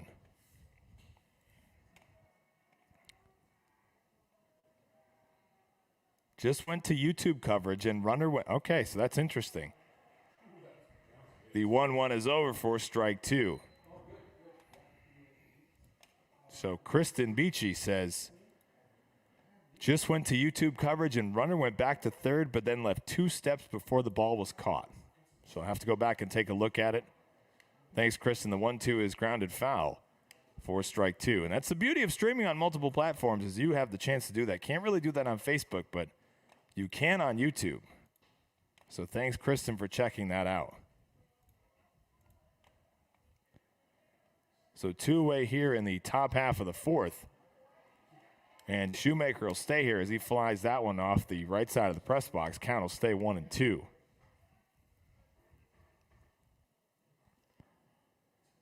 You hate to be critical of anyone in a situation like that, but most critical of the umpires. And the 1-2, Shoemaker will check. He does not go. What's the call on the field? This is getting silly. Wait for the call. So the count goes 2-2.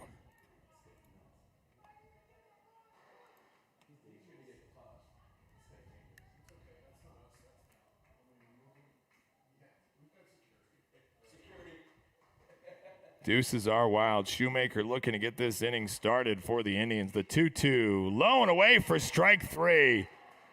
As a curveball breaks on the outside part of the plate for the final out of the top of the fourth. We go to the bottom of the fourth. Again, the fourth inning is sponsored to you by our friends at Peach Wave Frozen Yogurt. The fourth inning is sponsored by Peach Wave West Village's frozen yogurt. Try Venice's newest home for frozen treats, Peach Wave Frozen Yogurt, located at 12157 Mercado Drive in Welland Park.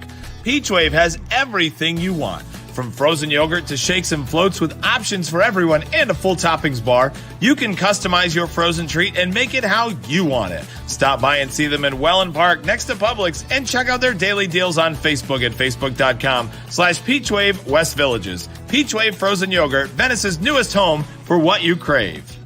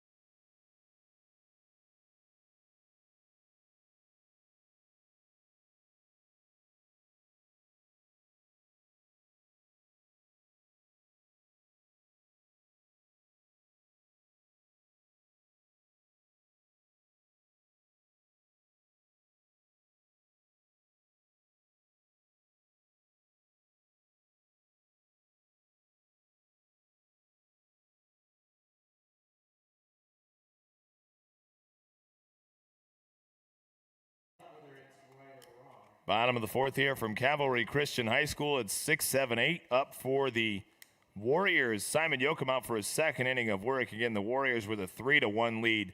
Josh Grant bringing you the action live from Clearwater at an absolutely gorgeous facility. Thanks to them for opening up their press box and allowing me to do this game from the palatial Calvary Christian press box. First pitch from Yoakum is flied off the third baseline for strike one. Thanks to all those for watching. Shannon, I appreciate you. Christine Batai, as always, watching on a Thursday night. We'll have tomorrow's action from Venice High, live from Venice High. Pregame starts at 6:45, and first pitch is at 7. The 0-1 is high and outside for ball one.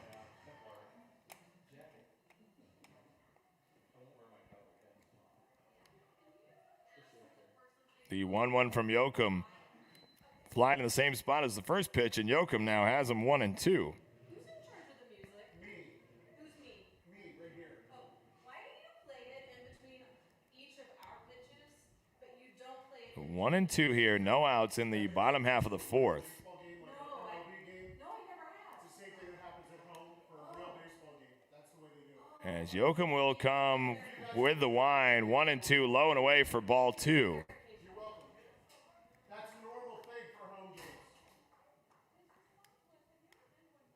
2-2 count here for the Indians freshman.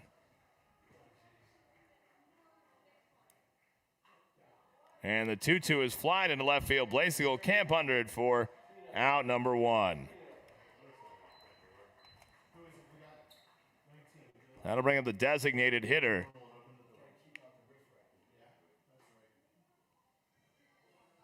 As we may have a pinch hitter. We do have a pinch hitter here. It's number 19. Dylan Costello. We don't have a pinch hitter. I was wrong in the order. So Dylan Costello now up one away in the bottom half of the fourth. First pitch from Yoakum is flied off the right side for strike one. Dane, you're supposed to be Switzerland, man. Come on. You're not supposed to let that happen. Tell your dad he's fired. 3-1 lead for the Warriors. The 0-1 is low and away for ball one.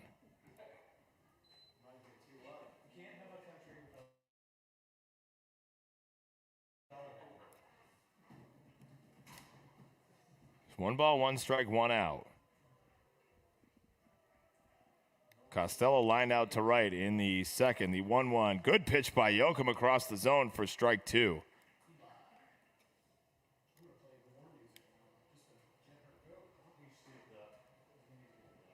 That submarining motion is confusing for all hitters. As Yoakum will come to his set. The 1-2 inside corner just misses off the plate. And the count pulls even at 2-2.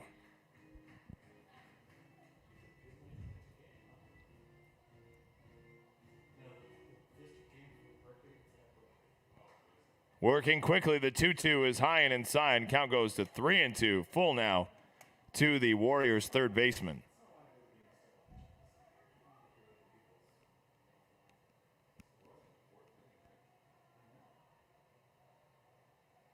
The 3-2 from Yoakum, grounded foul, and will stay here. Count stays 3-2. Thanks to all those watching out on Facebook, YouTube, and Twitter. Appreciate all the viewers, as always. Numbers continue to improve, and we're glad that we can bring you this call. As a 3-2 from Yoakum, grounded in the hole to Houston at short. What a diving play. He'll pick it up and fire to corner at first. And he's out. Great play by Merrick Houston. And there's the second out of the inning. Merrick Houston. Unbelievable at shortstop. There's Jeff. Jeff, glad you're with us tonight. Foul line to foul line. Jeff coming from Maine. You know, Jeff, I'm in the press box here at Clearwater, and it might be as cold as it is where you're in Maine right now. But I'll take it. It's better than sitting out in the heat. As Kapkowski will step in. First pitch is inside for ball one. Kapkowski singled in the third and then had a runner for him. It was Clayton Tipton that started off the whole controversy in that third inning. 1-0 count here to the Warriors catcher. Working quickly, 1-0 goes to 1-1. Good pitch by Yoakum to stay down in the zone.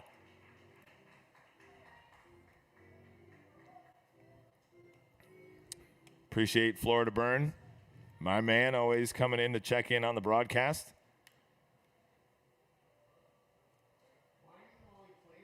One and one, 2 outs here in the bottom half of the fourth. The 1-1 is grounded, foul. Count goes to 1-2. Josh,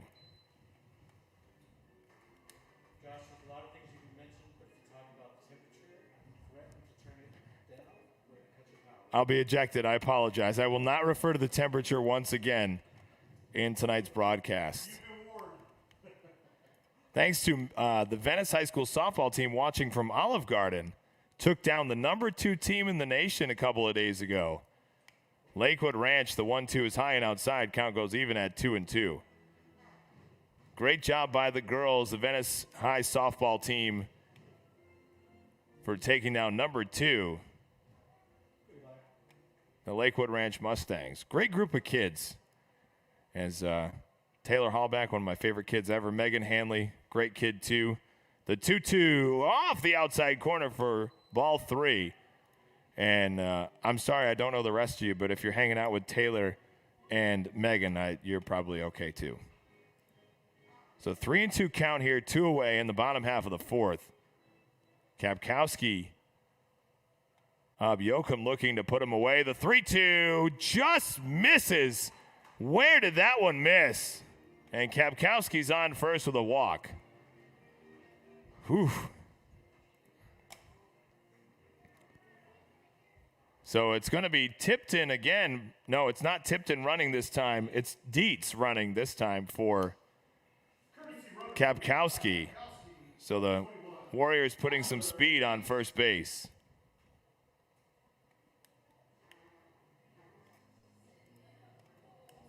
Charles Stevens head to the plate. The Warriors right fielder, 0 for 1 on the night. Scored a run, walked back in the third, and scored a run.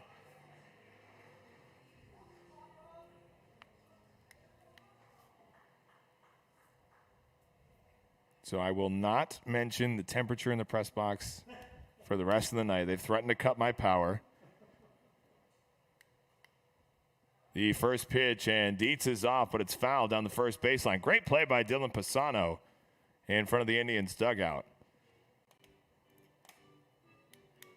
Count goes to 0-1. Just past 8:35 on the west coast of Florida in Clearwater.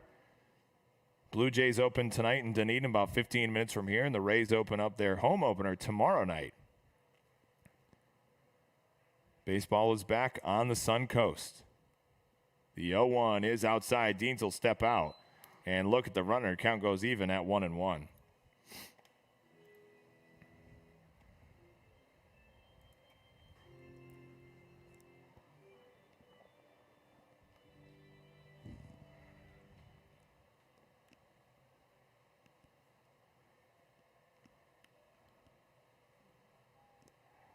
And Yoakum will look over at him at first. Korn puts the tag down, but he slides in safely. Thanks for all of our amateur analysts out there on social media. The analysis of the third inning play, I'll go back and take a look at. There's one less amateur in Florida Burn, but I'll go back and take a look at it later on, as will the coaching staff. The 1-1 pitch out to Deans. Deans will fire down to second. And Dietz is in there safely with a stolen base. Good speed by Dietz. Count goes to 2-1. Congrats to the boys and girls tennis teams. Defeated Fort Myers today 5-2. Another win for your Indians as they steam towards the district playoffs. And Yoakum will give him the intentional walk. So Stevens is on first now. So runners on first and second for Rose.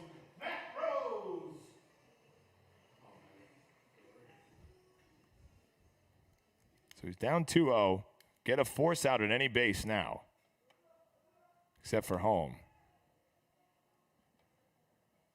First pitch to Rose is inside and on the black for strike one.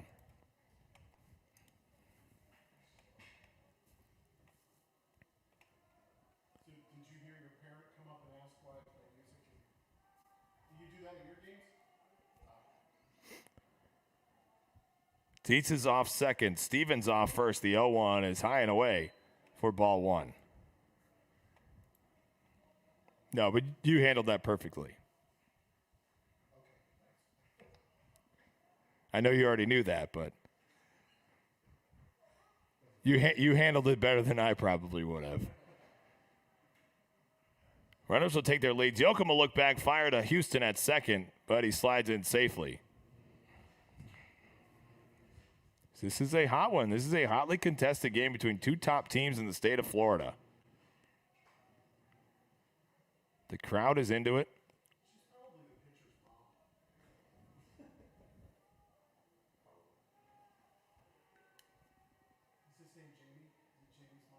Yoakum with the pitch, swung on and missed, and Yoakum's got him now 1-2. So you can get tickets to tomorrow night's game. I believe the link doesn't show up until tomorrow morning on ticketspigot.com. Look for the Venice High baseball page. You can buy your tickets online. I believe they're $5. And if you're interested, you can buy your tickets to next Thursday's game at Cool Today Park, the spring training home of the Atlanta Braves.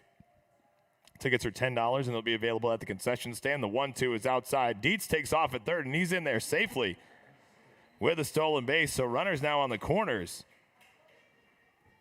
Count goes to 2-2. So you can get your tickets to next Thursday's game against the Sarasota Sailors, the final matchup of 5 against Sarasota this season. At the spring training home of the Atlanta Braves. What a cool experience for the high school kids to get out and play on a major league field. So we want to pack Cool Today Park.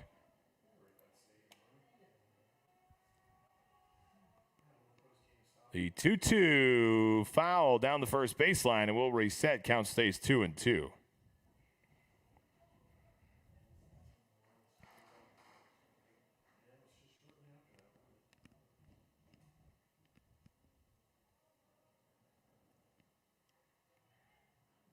Dietz off third, Stevens at first. Yoakum looks in for the sign. He's got it. Dean sets up inside. Yoakum comes outside. Line drive down the first baseline, but foul. And we'll stay here 2-2. Good at bat here by Matt Rose. Simon's trying to find that put-away pitch. Rose is right on him.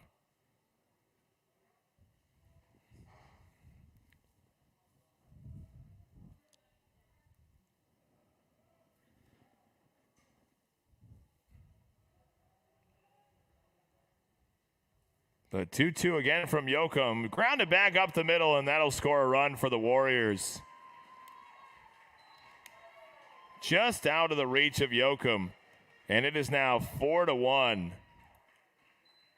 Calvary Christian.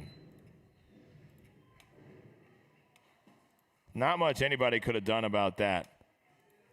It was a perfectly placed ground ball by Rose. Now to bring up Landon Morotis. Morotis 0 for 2, 1-3 ground out and flew out to left. Back in the fourth.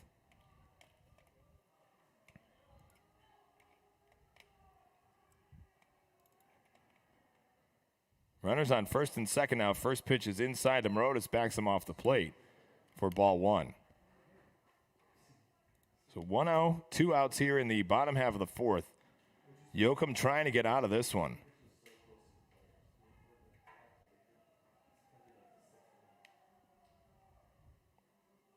And he'll look back at second just to keep an eye on the speedy Stevens. Dietz stole 2 bases in the last at bat, and Stevens with just as good speed, if not better speed. Yoakum a little slow to the plate coming from the Submarine side, the right-hander. The 1-0 is grounded foul down the third baseline. Count pulls even at 1-1.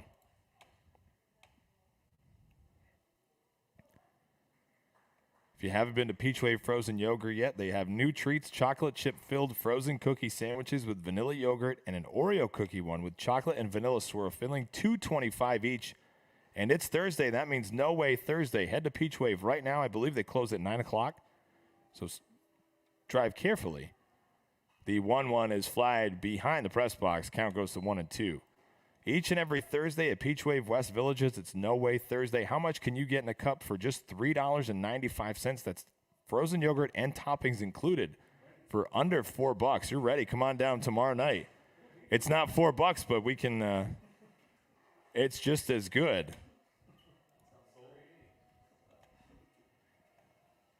So 1-2 here. He'll get the grounder in the hole to O'Sullivan. He can't handle it. And Morotis is safe. He'll fire over to third, and he's got Stevens hanging. He comes home. Shoemaker comes home, and Stevens is out.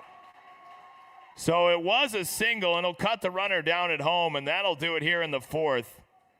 So a heads-up play by Stevens he overran the base, it looks like now. And that'll do it. He had too much juice coming around third base. And Shoemaker was able to cut him down to the plate. We go to the fifth here, live from Clearwater Calvary Christian. It's the Warriors 4, your Indians 1. The fifth inning is sponsored to you by Jody Callan, Sotheby's International Realty.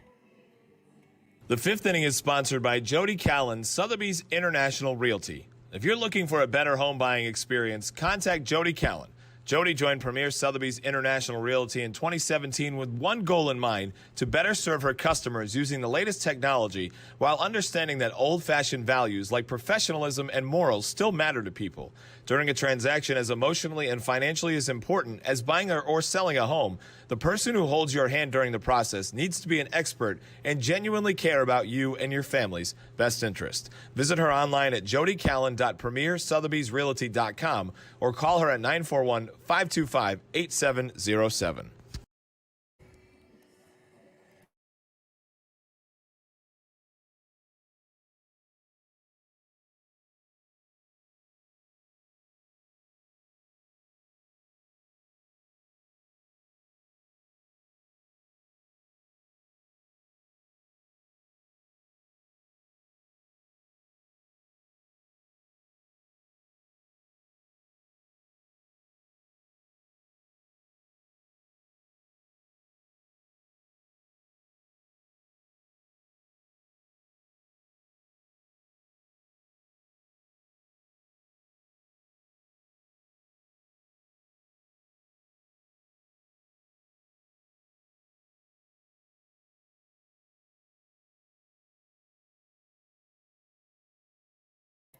Top five back here from Clearwater Calvary Christian. It's O'Sullivan, Noakes, and Dean. 7-8-9 up for your Indians.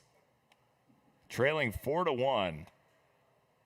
And in what has been a hotly contested matchup on both sides. Thanks to Jody Callan, Premier Sotheby's International Realty. Need to buy or sell a home? Call her at or text her. Call her at 941-525-8707. And it's 2-0 now here to the Indians' second baseman.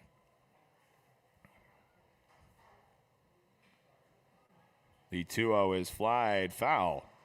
Count goes to 2-1.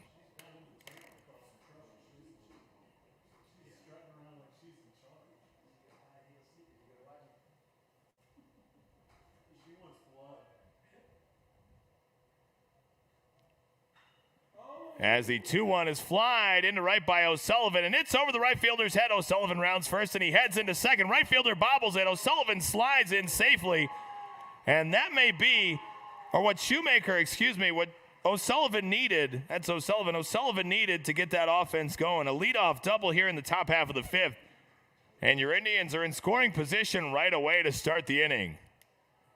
Great job by Connor.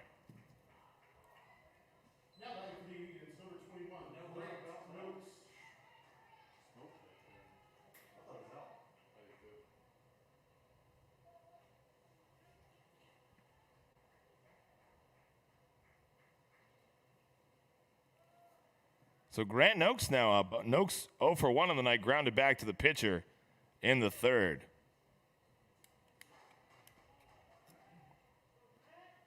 Good speed on at second base with O'Sullivan.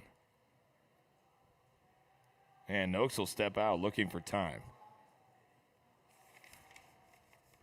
Siebert still on the mound for the Warriors. No action down in the bullpen. Lots of guys up for the Indians. Nobody throwing now, but they're all watching.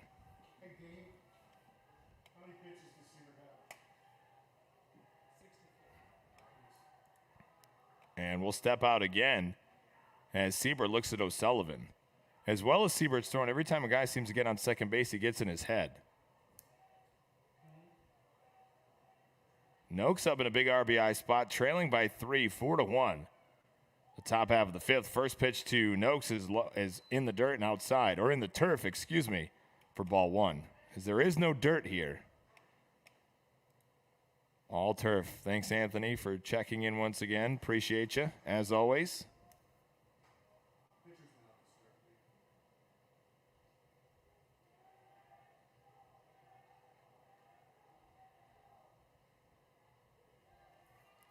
The 1-0 is high and away for ball two. And again, that runner at second base rattles Siebert.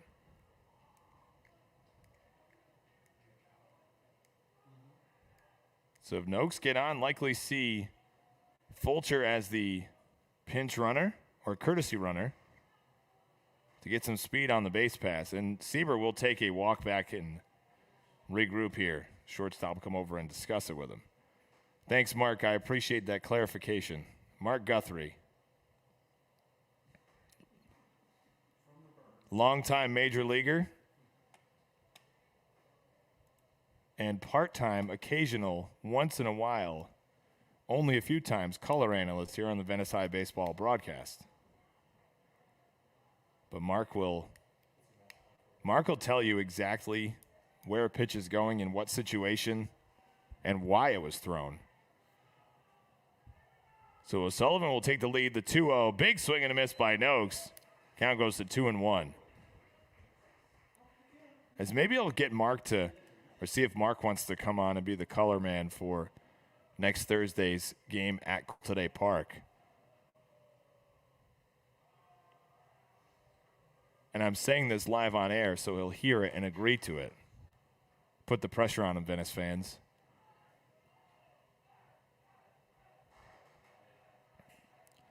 And Siebert will come to his set. O'Sullivan takes the lead. The 2-1, big curveball high to Noakes for ball three. And the count goes to 3-1. So walk right now here is as good as a hit for the Indians. Just get guys on. Station to station baseball.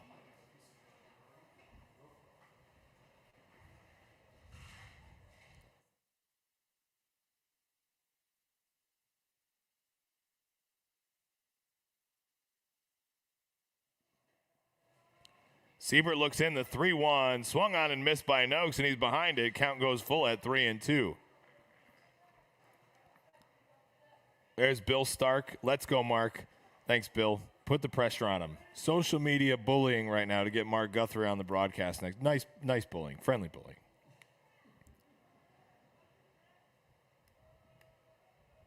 The 3-2 on its way to Noakes. O'Sullivan with the big lead. Swung on and missed.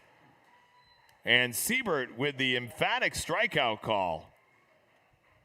And Noakes is down swinging for the first out of the inning. And that'll bring up Deansy, who hit a double to right center field and later scored. Or that was Stark who scored the run on the Robertson double. So right guy, right spot, runner on second. Base hit will likely score O'Sullivan. The first pitch from Siebert is low into the dirt. Good block by the Warriors catcher, Kapkowski. Count goes to 1-0.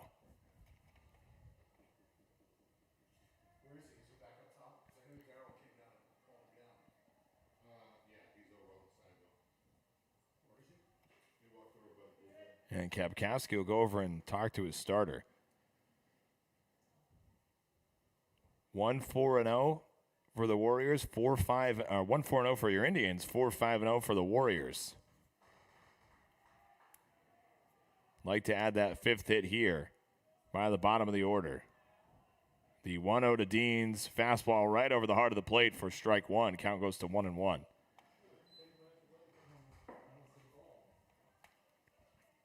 That's one of those I didn't have to wait for the call, but probably should have. So he's almost been stuck in suspended animation a few times making the call.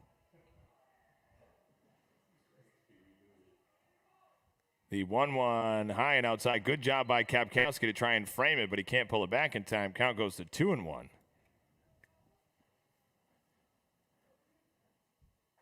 Tomorrow night should be a good one. At the home of your Indians, Venice High School. Pregame starts at 6:45. First pitch is at 7 o'clock.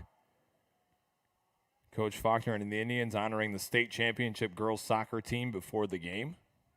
The 2-1 is fly down the first baseline. That one's going to give someone trouble. The right fielder will come in and try to catch it, but it falls foul. And the count goes even at 2-2. Good job by Stevens to get to it, but that was in no man's land. Stevens catches that. O'Sullivan gets to third. So 2-2 count here to the Indians catcher.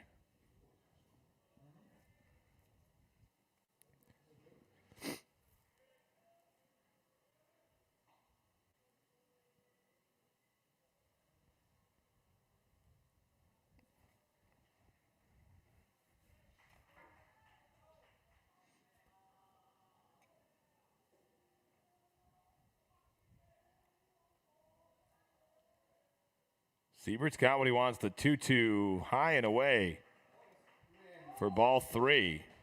His curveball was just outside. Again here, walk is as good as a hit. Get the speedy Fulcher on. Most likely to pinch run for Deans. But a base hit here is even better. As O'Sullivan with the lead, the 3-2 from Siebert, high and inside, and Deans walks. Here's ball 4. And it's Stark going to pinch run or a courtesy run for Deans. So Stark scored the run in the third. Runners at first and second now for Robertson in the RBI double in the third.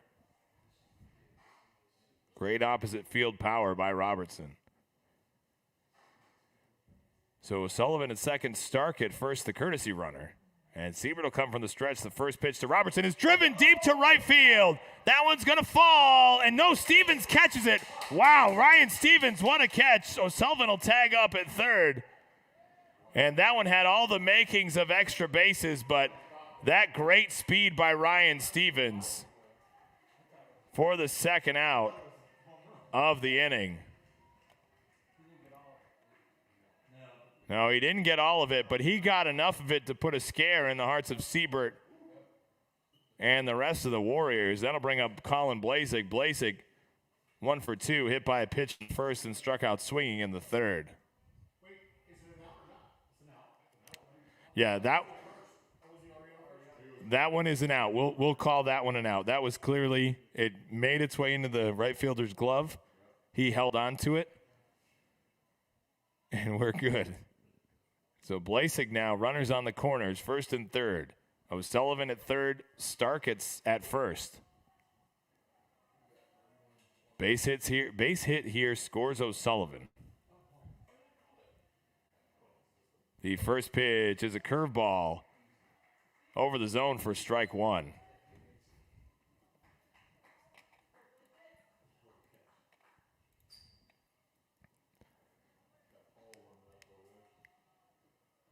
Outstanding play by Stevens to get to that one, as that one was tailing to the right.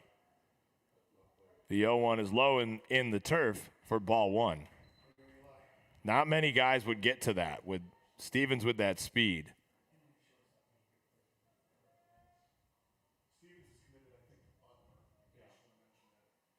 Stevens committed to Butler. Will man the outfield for the Bulldogs for the next 4 years. Or 5 years, or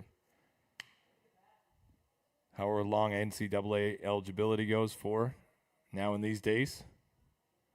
I think they can redshirt up to 2 years now. Is it 2 or 3? The 1-1 is low and away for ball two. But if he shows off that speed, likely to play as a freshman.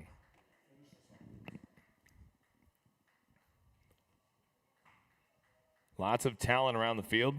Blasek at home plate. Committed to Ball State. Siebert, the 2-1. And that's over for strike two. I was about to call it a ball, but I waited a second. Good grief.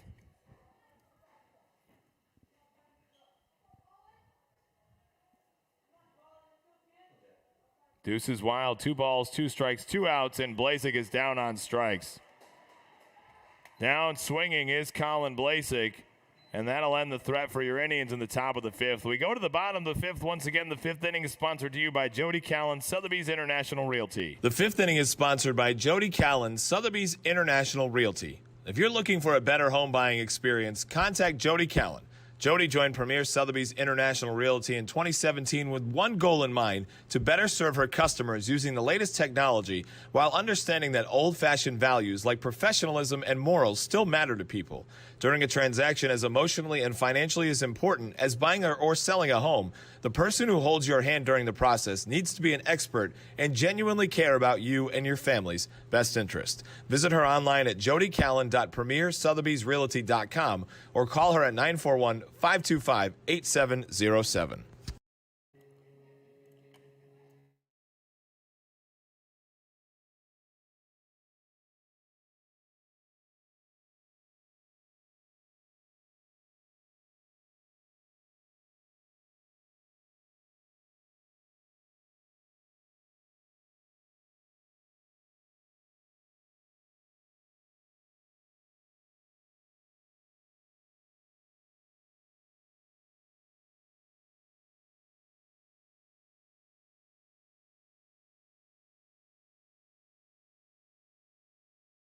This call to the pig pen is sponsored by Daryl's Restaurant. Check them out, darylsrestaurant.net. Faulkner brings in the lefty, David Morgan, on. So he goes lefty, righty, now back to the lefty, Morgan, to come up and face the 4, 5, 6 hitters for the Warriors, Jackson Eunice, Miles Curley, and Blake Opie. In between innings here at Calvary Christian, well, let's talk about the Venice High tradition, as always. PA announcer and DJ Ray Sinibaldi plays Sweet Caroline in the middle of the 5th inning, gets the crowd riled up, led by Beth D'Onofrio, and the rest of the crowd really enjoys it. And Calvary Christian has decided to steal our tradition that we stole from the Boston Red Sox and just played Sweet Caroline in the middle of the 5th inning. And I told them why I strongly, and I'm sorry to the Venice faithful, but I can't stand that song, And there is a reason why. And we'll talk about it over this inning. As Morgan will look in for the first pitch to the first baseman, Jackson Eunice. It's a slider low and inside for ball one. So a couple of years ago, I was, as the spring training PA announcer and DJ for the Tampa Bay Rays, I had a day off, and I was not by my phone. And I had a fill-in for me who took the game that day, and it was the Rays against the Boston Red Sox. So we go to the 8th inning, the Rays with a commanding 9-2 lead in the spring training game. And at this point, there's a lot of number 70s, 80s, and 90s in the game, so not a whole lot of Boston Red Sox players. 2-0 is fouled off the right side of the press box for strike one. So unbeknownst to me, while I was my phone was off and I was actually taking a teacher certification test in Sarasota, I get out of the test and I get all these notifications on my phone, bing, bing, bing, over and over again, with some not very nice things. As Morgan looks in, the 2-1, same spot, same result, fouled off the right side for strike two. So apparently my backup during the middle of the 8th inning, just as they do at Fenway Park at a home game for the Tampa Bay Rays, played Sweet Caroline, and the Boston Red Sox come up in the bottom of the 8th inning, score 8 runs to take a 9-8 lead, and everyone thought it was me. And I wasn't even there. The old adage from one of my favorite movies, the 2-2 is line to O'Sullivan in second, but he can't handle it. And Eunice is on with a base hit. Well, we'll call it an E4, as that was hit right to him. So Morgan comes in and gets the ground ball. O'Sullivan can't handle it. Hot shot, tough play by O'Sullivan. And Miles Curley now up.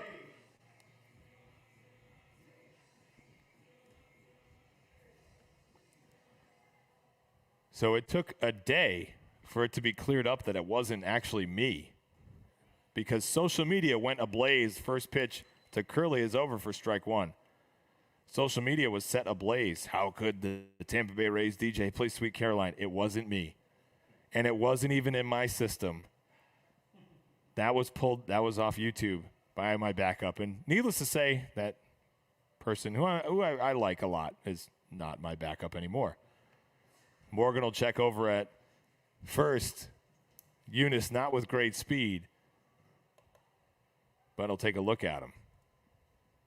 So I digress. We get back to the action at hand. Lefty Morgan 0-1 on its way. Curveball stays high for ball one. So every time I hear that song, even though, the crowd gets into it and the fans love it, I shudder. I develop chill bumps, nausea, headache, all that stuff. The 1-1 is grounded. It's a tough play by Morgan. He's got to get over. He'll pick it up and throw to corn at first. So the runner advances. Little tweener play for Morgan. He's able to get it for out number one. Eunice will head up to second. Opie now up for the Warriors, 0 for 1, singled in the second and flew out to left in the fourth.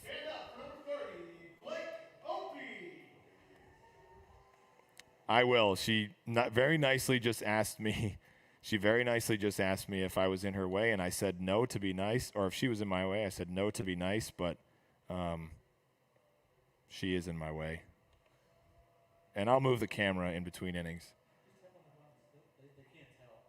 First pitch is over for strike one.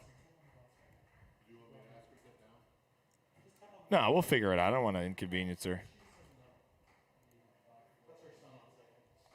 If that's her son on second, she can stay there and watch. We're all right. I appreciate it, though. The 0-1 is low and inside in the dirt for ball one. She's got to stand up and watch her son. So it's 1-0. Apparently the first pitch was a no pitch. No signal from the umpire. We're good now. We can move the camera. We're all right. No problem. Just a slight view of the side of her head. As the 1-0 is grounded back to Morgan at the mound, and he'll chase down the runner in between second and third. It's now to Shoemaker. Shoemaker gets it over to O'Sullivan, who tags him out.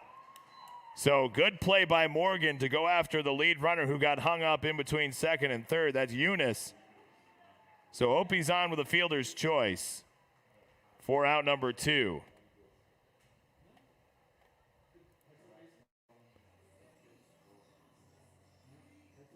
So Monil comes up now.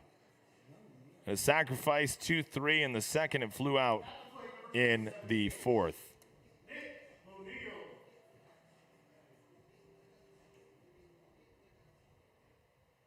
Okay, lady, I keep moving and you keep moving. Now it's real down in front. As Morgan with the kick and fire high and outside for ball 1.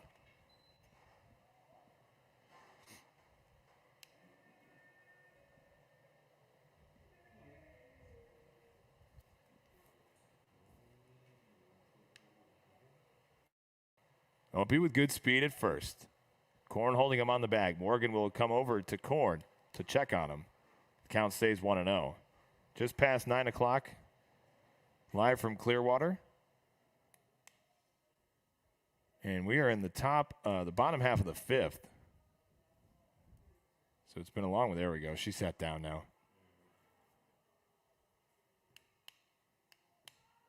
The 1-0 from Morgan, high and outside for ball 2. So 2 balls, no strikes, 2 outs. And no more ladies' head on the screen.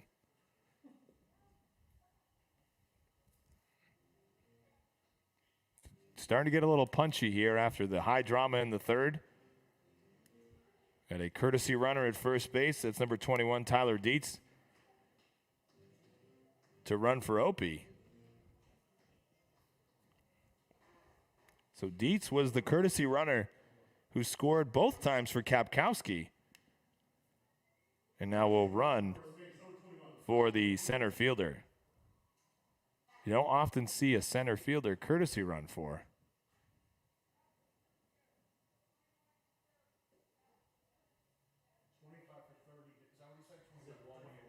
21 for 30, so straight as a change, so Dietz will likely go to center. That's good. That's a good defensive switch. I like it. Interesting time to make that change. 2-0 count. Dietz must have better speed than Opie. As Morgan will check over on him.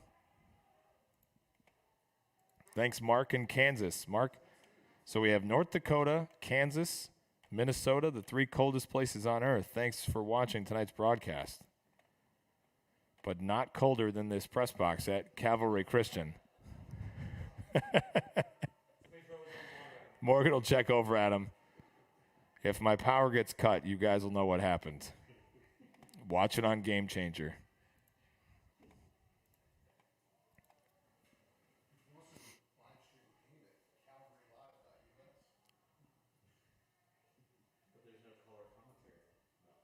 That is true. And Morgan will check again at first. Obviously know what the plan is for Dietz. Put him on with a 2-0 count. Will likely move forward as Stark is now warming in the bullpen for the Indians. The right-hander Cole Stark scored the lone run for your Indians tonight. The 2-0 is high for ball 3 now. To Monil.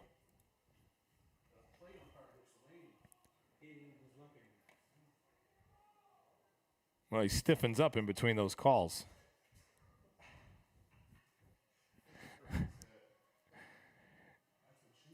Morgan comes to his set. Takes a look over it first. The 3-0 on its way. Right down the heart of the plate for strike 1.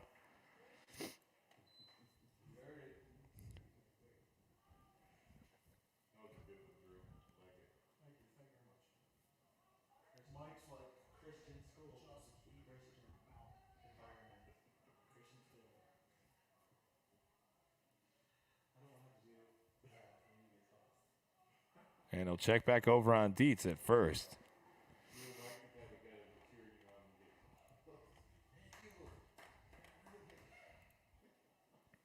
Again tomorrow night, this same matchup. Only on the island of Venice at 7 o'clock. Pregame starts at 6:45. The 3-1 on its way from Morgan. And there's strike 2. Good pitch by David. And the count goes full. Any fans from Clearwater coming down? Check out any of our sponsors. Sharky's on the Pier, Fins at Sharky's, or Snook Haven, Daryl's Restaurant. Lots of great food on the island of Venice. And Morgan will check over on him. He got Dietz leaning, and he throws it away. Dietz heads up to second. He might go to third. Korn will pick it up and throw across the diamond. Dietz is out at the third base. Dietz is out. What a throw by Aiden Korn. Put it right on the bag, and that'll do it here in the fifth for the Warriors. What a throw by Aiden Korn. I can't blame Dietz for trying to take it as he was aggressive getting to third base, but that'll do it here. We go to the sixth inning. Live from Calvary Christian in Clearwater, it's the Warriors 4, the Indians 1. The sixth inning is sponsored, as always, by White Cement Specialties. The sixth inning is sponsored by White Cement Specialties. Attention all weekend warriors. Are you a do-it-yourselfer? White Cement Specialties is your place for your outdoor construction needs. Want to install stepping stones in your garden? White Cement Specialties. Looking for block or bagged mulch for that trim? White Cement Specialties. Need an equipment rental? White Cement Specialties. Don't go to the big box stores, shop local, and visit whitecementspecialties.com or give them a call at 941-488-2172 for all your equipment and outdoor construction needs.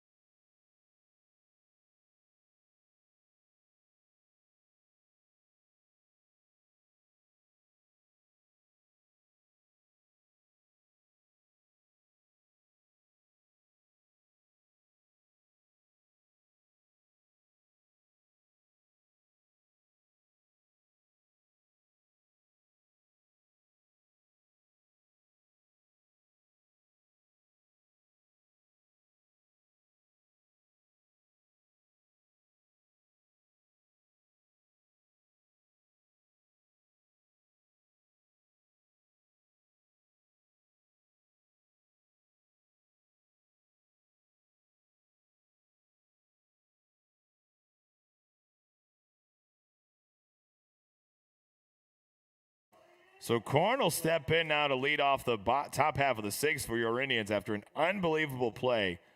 And we'll get into that in just a second. First pitch is swung on and missed by Aiden for strike one. So David Morgan goes to try and pick Dietz off, the speedy Dietz, who is probably the second fastest player on the field compared to Michael Robertson. And the ball gets away from Korn. Dietz rounds second, heads to third. Korn heads to the fence. And the 0-1 is lined into the right center field gap. Korn will take the round at first. And it gets by the center fielder, Dietz. Korn heads to second. So it's a second. It's a single with an E8. That's a single with an error. That's a single E8. And the Indians are in business here to start off the sixth. So the defensive play, Korn heads all the way to the fence to pick it up, turns around and fires an absolute strike to Shoemaker at third for the final out of the inning. Unbelievable heads-up play by Aiden Korn. So Korn's now at second. Whitney steps in. Whitney 0 for 2, strikes out looking, and 3 unassisted back in the fourth. First pitch is a slider or a breaking ball. Just misses on the inside part of the plate for ball one.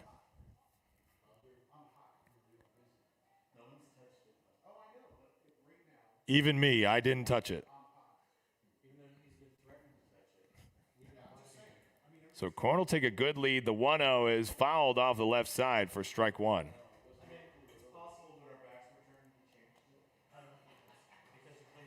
Anthony is actually on a plane right now headed back to Birmingham where he lives. Just traveled to the frozen north for business. So 1-1 count here to the Indians right fielder. And Siebert has to reset the signs. Stark is ready in the Indians bullpen. Likely we'll see a change at the bottom of the sixth. Korn takes the lead. First pitch is high and outside for ball two. Count goes to 2-1.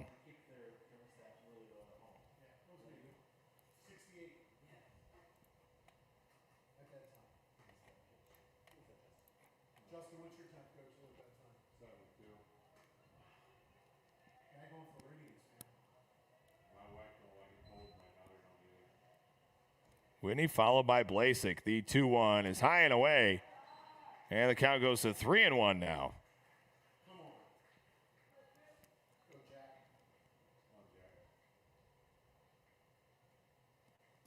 Put Whitney on. Put speed on first. Blasik is just looking for that first hit of the night. Or Houston, excuse me. Merrick Houston's on deck.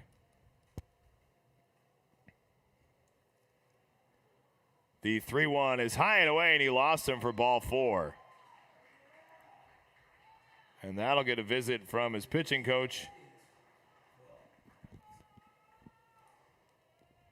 Now manager. As Warriors manager Greg Olson was ejected in the third as part of that crazy third inning, which was gratefully explained to me by Mark Guthrie. Thanks, Mark, for the analysis. Everybody saw what happened, so no need to go over it here on the broadcast, but Mark laid it out perfectly, as he always does.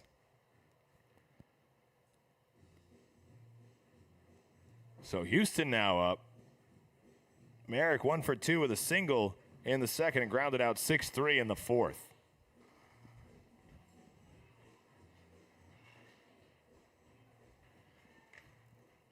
Your Indians jumped out to a 1-0 lead in the third, and the Warriors came right back in the bottom half of the inning, scored 3 runs to take a 3-run lead on that crazy inning. And now with a 4-1 lead, Merrick Houston now up trying to make a dent into it. As Siebert will come to the set. First pitch is high for ball 1. And it looks like Siebert's letting his emotions get the best of him now. He's been wild on the last few pitches. And again, struggles when he gets that runner to second base.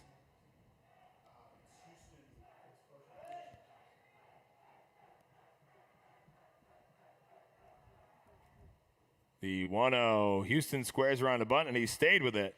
Count goes to 1-1.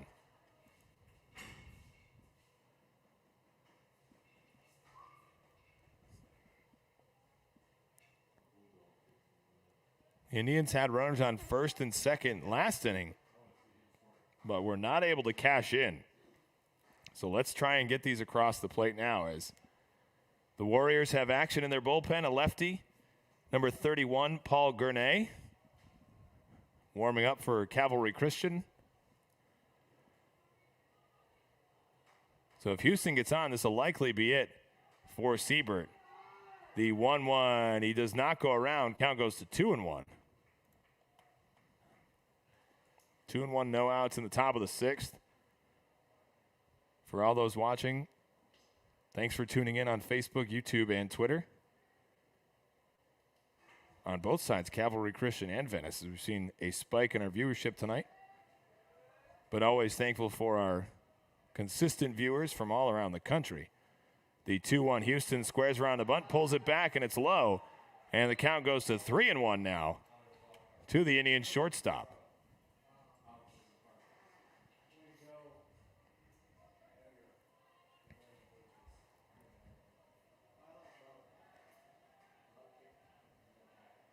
So Siebert puts on Houston here. That'll load the bases. The 3-1 is low, and that's ball 4. And that'll likely be it for Siebert, and it is. So the Indians now with bases loaded in the top half of the sixth with Cole Shoemaker up. And we'll take a quick break here on the Venice High Baseball Network. Thanks for watching. We'll be right back.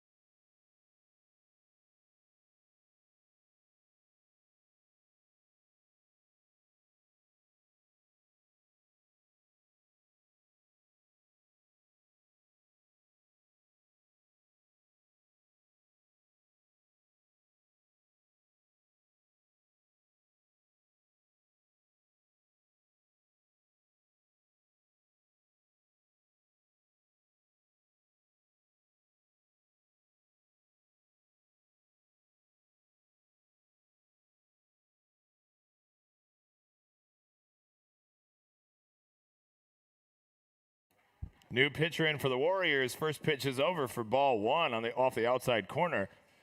And working quickly now, the 1-0 goes to 1-1 as he hits a fastball right on the outside part of the black.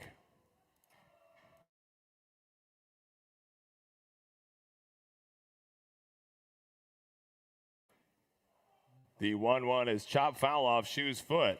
Count goes to 1-2.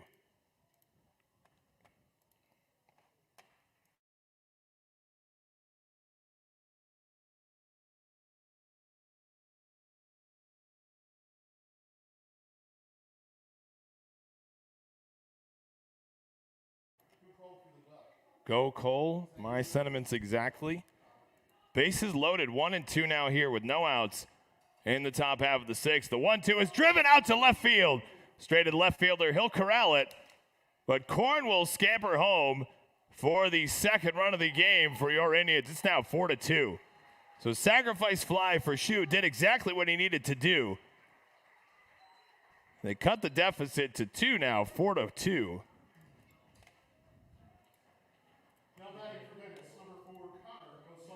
Because off the bat, that looked like it was going to be a drive by Shu.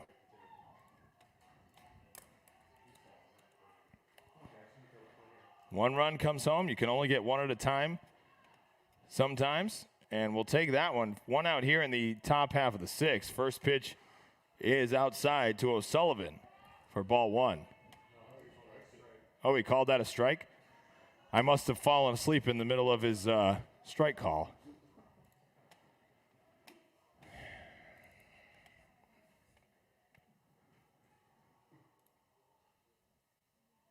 So runners at first and second now is the 0-1. Let me wait a second. That one's ball one. Count goes to 1-1. So Whitney at second, Houston at first. 4-2 lead now for the Warriors. The 1-1 is high for ball two. And it's a good thing to get that run across the board early. Obviously, you want to get a run across the board, but it unclogs the bases for Whitney and Houston, who can really fly out there. Not saying that Korn doesn't have good speed, but you know, a base hit, a single here could score Whitney from second. The 2-1 is called strike two to O'Sullivan.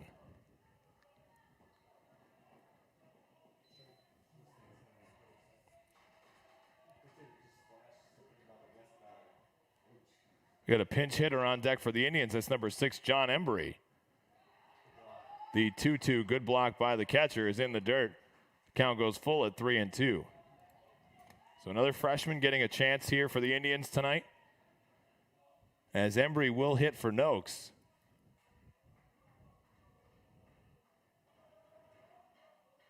Indians dugout getting into it, trying to rattle the Warriors pitcher. The 3-2, low and away. And the bases are loaded once again for Johnny M here.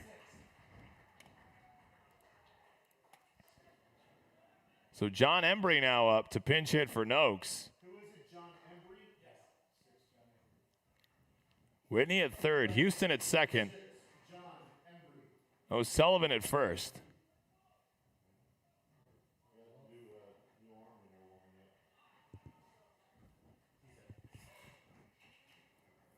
Action down in the Calvary Christian bullpen against number 4, Ethan Phillips. So the first pitch to Embry is low and inside for ball one.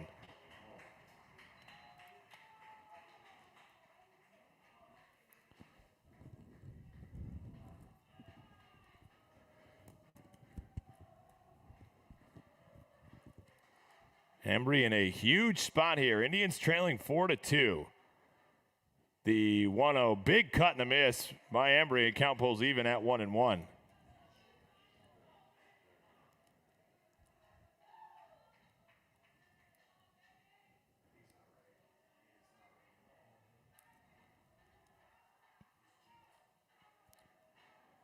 Another sacrifice fly here could work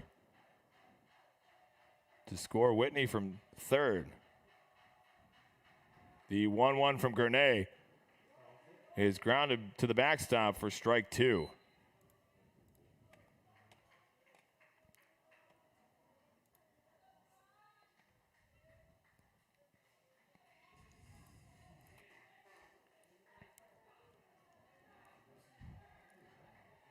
Again, stark warm for the Indians down the bullpen.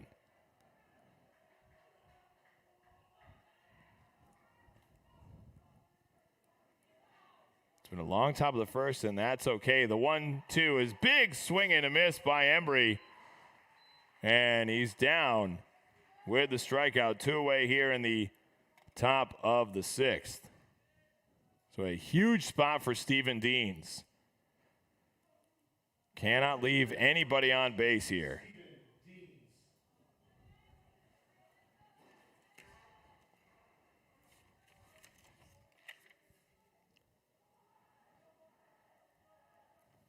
First pitch to Deans is low and inside, almost hits him, and almost gets away from Kapkowski. He's able to corral it for ball 1.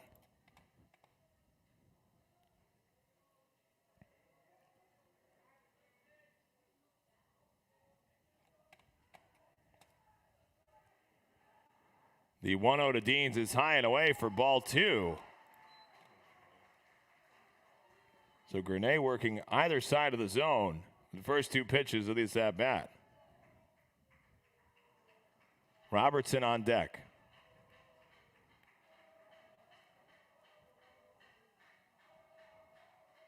Whitney, the lead runner, the 2-0, swung on and missed by Deans. Count goes to 2-1.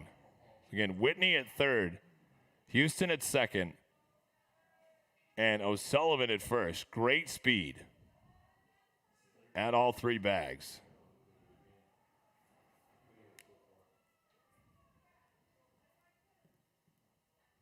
This is one of those senior season-defining moments for Deans. The Indians trailing 4-2, had a 1-0 lead, gave up 3 in the bottom of the 3rd and 1 in the bottom of the 4th. Have put 1 on here in the top of the 6th.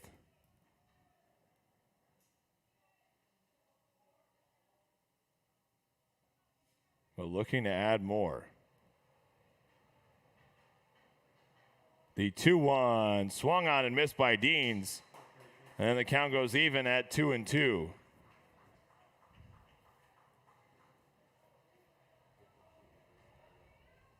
Don't try to do too much here.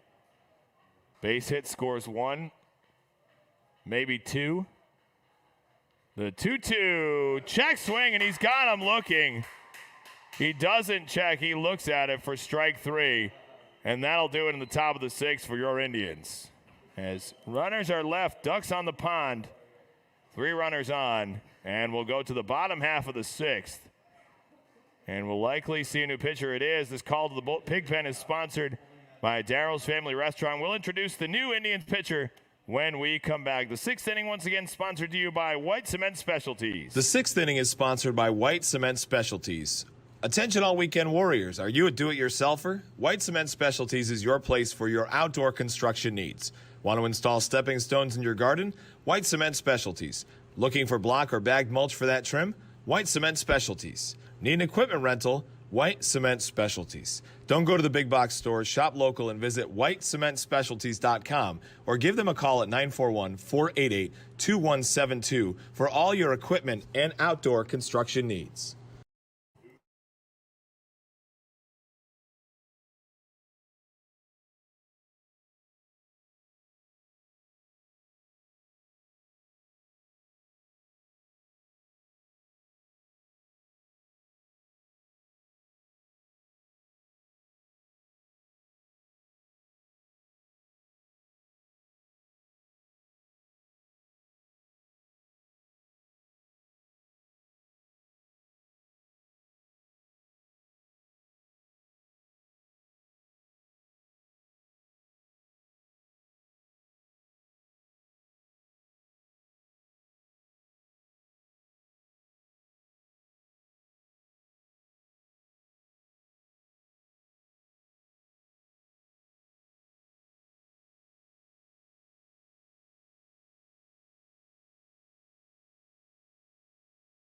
Cole Stark takes over the bottom half of the sixth for your Indians, now trailing 4-2, or still trailing 4-2. Had a unbelievable chance last inning with runners on every base. Bases were loaded, but could not get anybody across.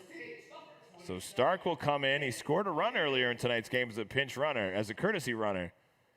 But we'll likely see matchup by matchup here as the Indians, Joey Raffanello warming in the bullpen now. First pitch from Stark is, and we've got something going on here on the home dice. The umpire walked away. The umpire walked away from the plate and signaled for one of the coaches to back up. So we didn't get a pitch call. We don't even know what the pitch was. So it may be a no pitch here in this situation.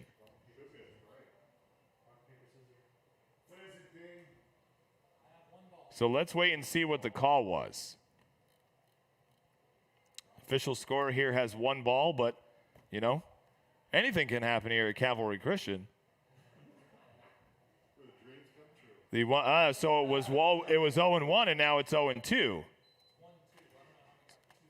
0-2 now. So 0-2. Stark comes in throwing darts. The 0-2 is grounded to O'Sullivan at second. He'll pick it up and get it to Corn at first for out number 1.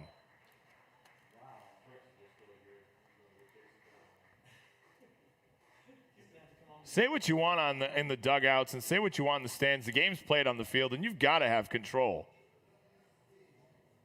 At the plate for the Warriors, number 19, Dylan Costello. So the 4-3 ground out brings up Dylan Costello. Stark comes in, 3 pitches in with an out. He'll come to the set. First pitch is driven deep to left center field, and that one's gone. That one's way out of here. For the solo shot by Dylan Costello.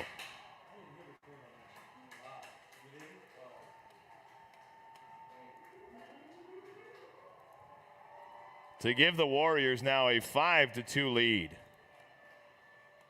It's tough when you leave it right over the plate.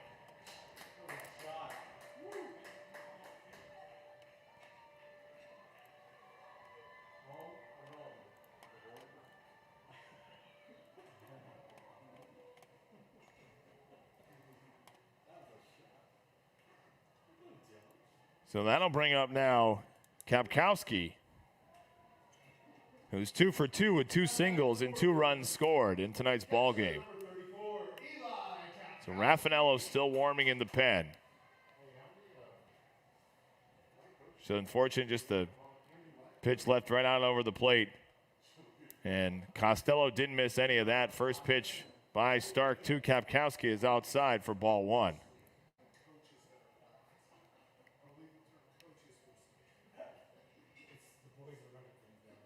2 balls, 5 hits for your Indians. 2 runs, 5 hits for your Indians. 5 runs, 8 hits for the Warriors.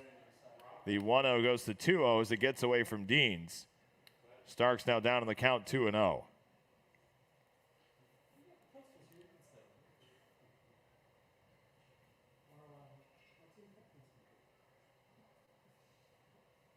The 2-0 is high and inside, and it hits him.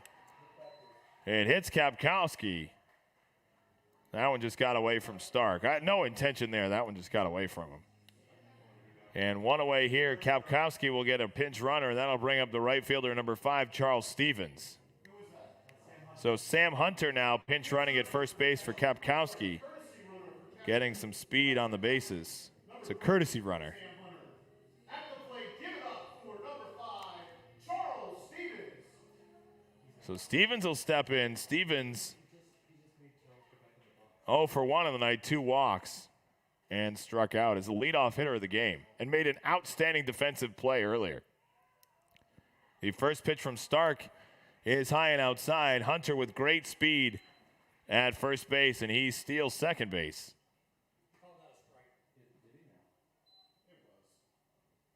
So the courtesy runner immediately pays dividends for the Warriors. 0-1 count here, one away in the bottom of the 6th. Stark will to look in. Hunter with the big lead off second. The 0-1 is a good slider by Stark over for strike 2.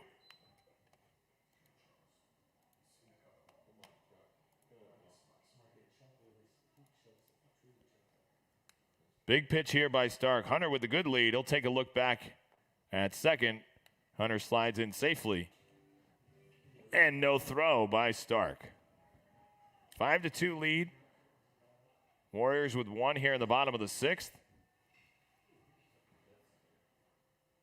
Stark now ahead in the count 0-2.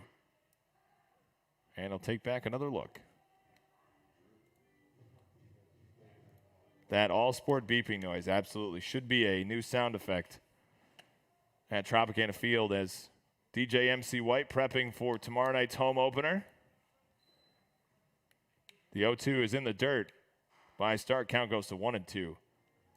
And not just because he's my friend, but a outstanding sports DJ. For all of your DJ needs, go check him out, djmcwhite.com. He does parties, he does bar mitzvahs, he does quinceañeras, he packs clubs and he packs stadiums. That's DJ MC White. The 1-2 spin ball doesn't break over the zone. Count pulls even at 2-2. Raymond James Stadium, Tropicana Field, the Yuengling Center. All packed out by DJ MC White. The 2-2, and did Stevens step out? So the count will go to 3-2.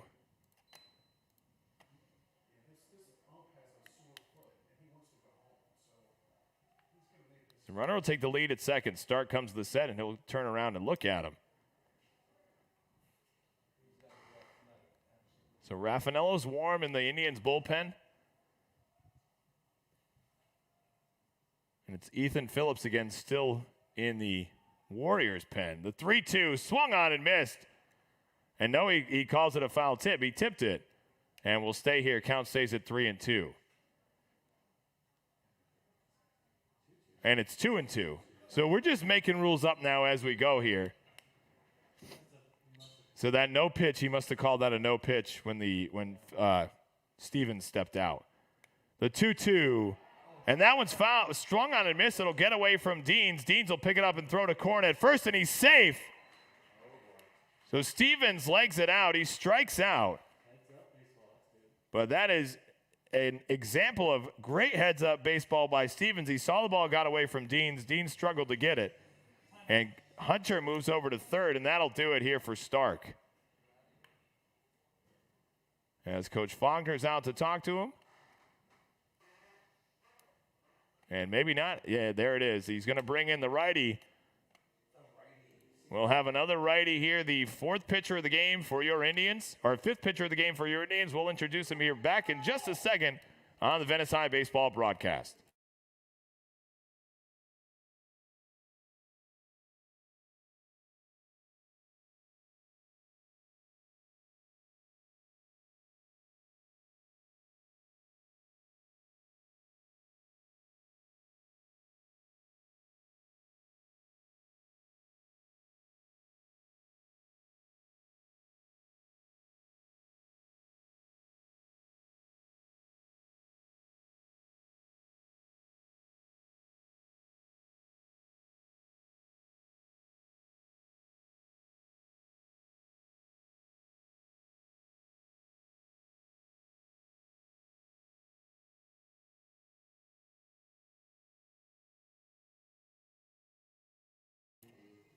Another call to the pig pen. It's Joey Raffanello on to pitch for your Indians.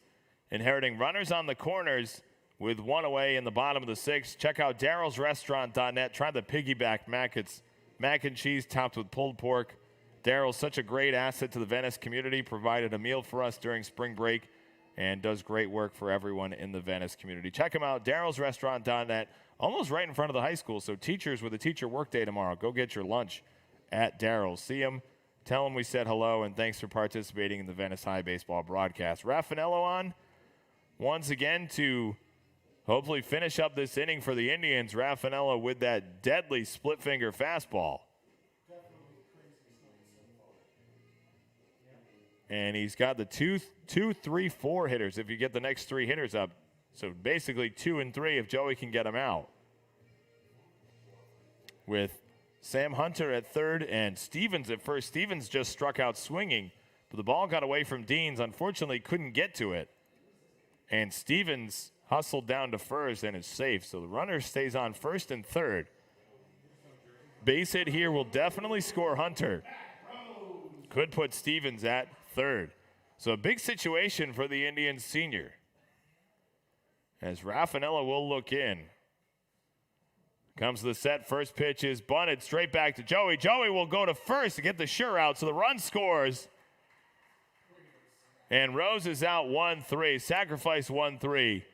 Joey made the right call as he likely may not have gotten the speedy Hunter at home. So the lead goes now to 6-2 for the Warriors. But 2 away here in the bottom of the 6th. So you sacrifice, trailing by 3, you sacrifice the run for the out to get the sure out. So Landon Morotis now up.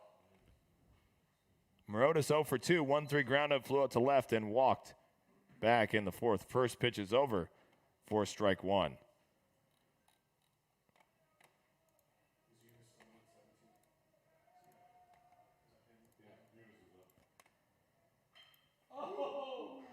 The 0-1 line just fouled down the third baseline. Whew, sigh of relief there as that would have scored Stevens from second. And it's now 0-2 in favor of Raffanello.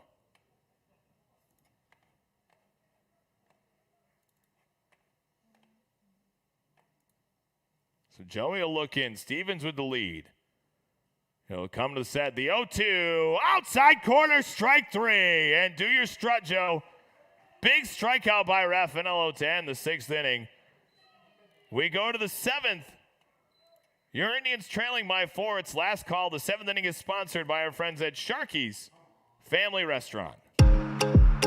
Sharky's is a family-friendly dining experience with great food, great drinks, and a fantastic Florida atmosphere. Sharky's is a full scratch kitchen. All of our stuff is made fresh daily. We've got great fresh seafood, fresh steaks, and then our bartenders are fantastic craft cocktail makers.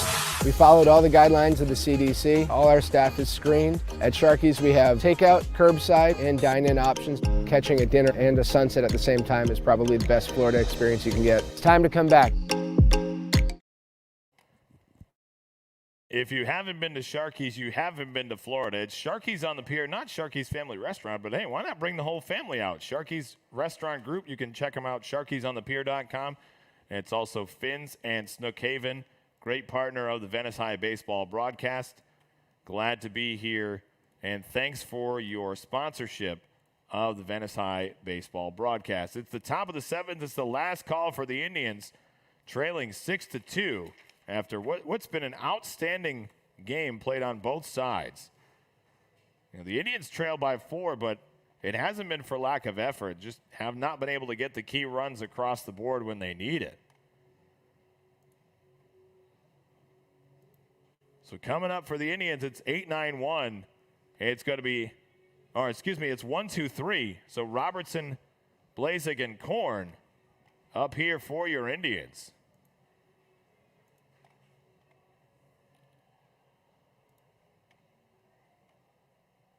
Station to station, get something going, get that offense moving. Finn's at Sharky's serves an unforgettable location for private events. First pitch is low and outside to Robinson for ball 1. Their menus are fully customizable and can easily be altered to specific requests for events ranging from 15 to 50 people. We happily accommodate needs for wedding receptions, rehearsal dinners, corporate events, birthdays, family reunions, and more. Check them out. Finn's at Sharky's. Great sponsors of the Venice High baseball broadcast. So it's 1-0 to the Indians leadoff man, trailing 6-2. The 1-0 is inside for ball 2.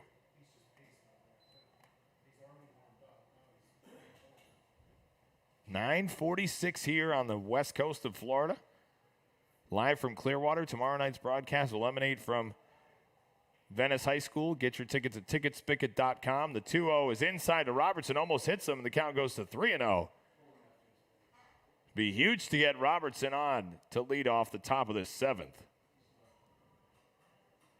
Grenay struggling out the box here in the top of the 7th.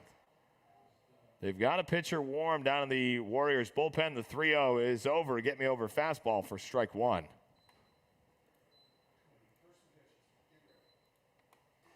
My kids love going to any of the Sharkies restaurants. Yours will too. The 3-1 is over for strike 2. So from 3-0 to 3-2 now. Robertson has to get something going here.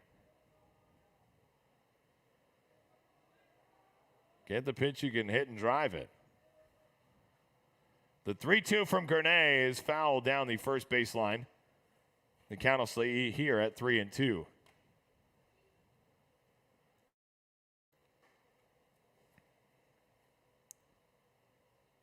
Two 5-0 for your Indians.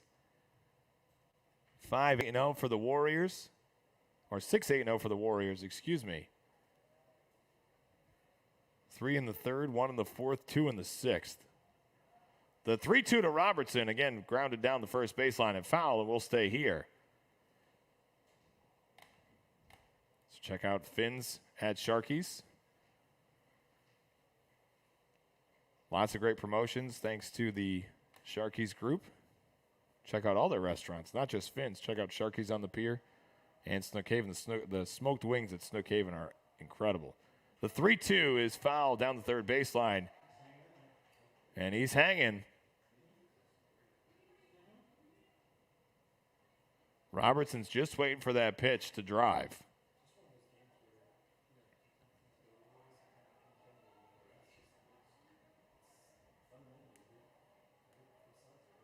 Grenay comes to the set. The 3-2 is lined back up the middle for a base hit. So Robertson's on with a single up the middle, and that'll bring up Blazek. Colin looking for his first hit of the night, 0 for 2 with 2 strikeouts. Was hit by a pitch back in the first.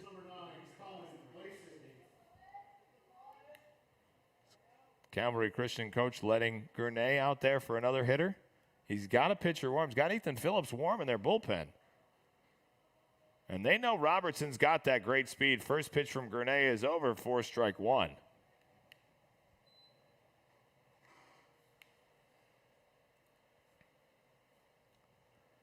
get some action going in the chat box. Cheering on your Indians. Want to see some stuff I can put on the screen in this inning?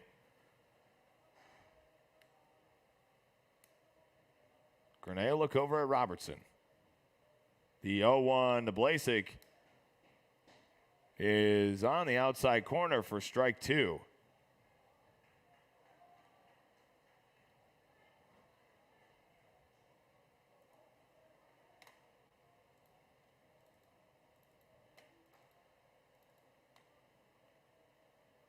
The 0-2 on its way. It's grounded down to third base. He'll go to second for 1 and first for 2. It's a double play for Calvary Christian. Cuts down Robertson at second and Blazek at first. And the last hope for your Indians is the first baseman, number 16, Aiden Korn. At the plate for the Indians, number 16, Aiden Korn. Korn 1 for 3, grounded into a 5-4-3 double play in the first, lined out to center in the third, and had a single and later scored in the sixth. So the Indians trailing 6-2. Korn up with the last shot to make something happen against Gurney.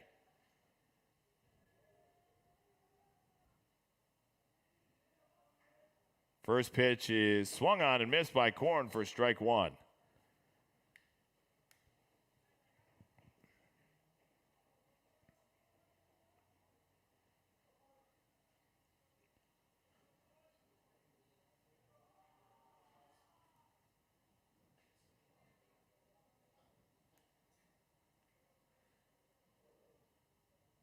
And Korn will take a step out. Nobody really wanted to know what they wanted to do here in that situation. So we'll reset. Grenade looks in for the sign. Korn steps in. He's got the one he wants. Catcher sets up Kapkowski on the outside corner. Grenade goes there. And Korn fouls it back for strike two. The Indians are down to their last strike.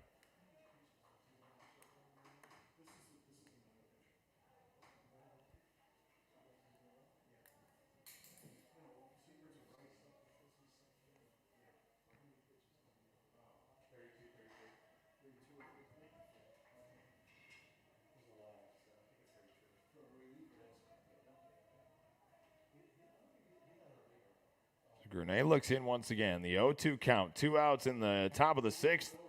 The 0-2. Good pitch by Bernay, but it's low. Count goes to 1-2.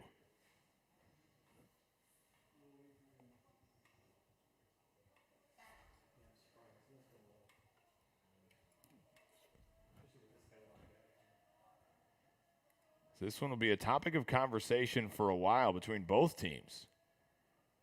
The 1-2 inside corner for strike three, and that'll do it here from Calvary Christian. As that's a final, the Warriors 6, your Indians 2. We'll be back here to wrap it up in just a moment on the baseball broadcast. Thanks to Sharkies Group and Fins at Sharkies for being our 7th inning sponsor. We'll be right back.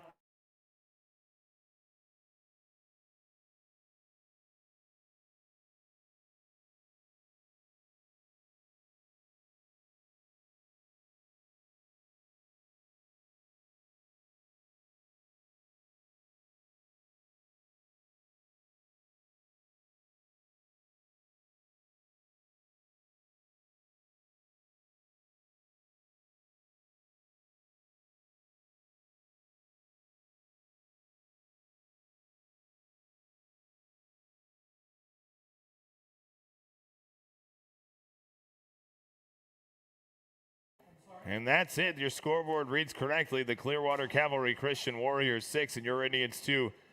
Again, tough go of it. The Indians had a 1-0 lead and then followed by a wild bottom of the 3rd. The Warriors able to tack on 3 runs.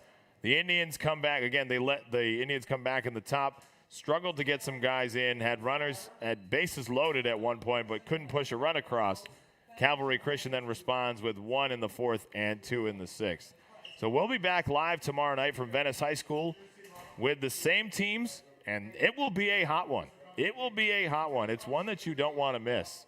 So I appreciate all of you watching out there on Facebook and social media, and thanks to the Calvary Christian Press Box staff. You guys were amazing hosts, and we will see you back again tomorrow night from Venice High School. I appreciate all of you watching. Yes, Ryan, I know one or two things could have went different. You have an absolutely different ball game. So we'll recap and we'll regroup and go back over it tomorrow night as these two teams will face off. Pre-game starts at 6:45. First pitch is at 7. We'll see you tomorrow night live from Venice High School. So long, everybody.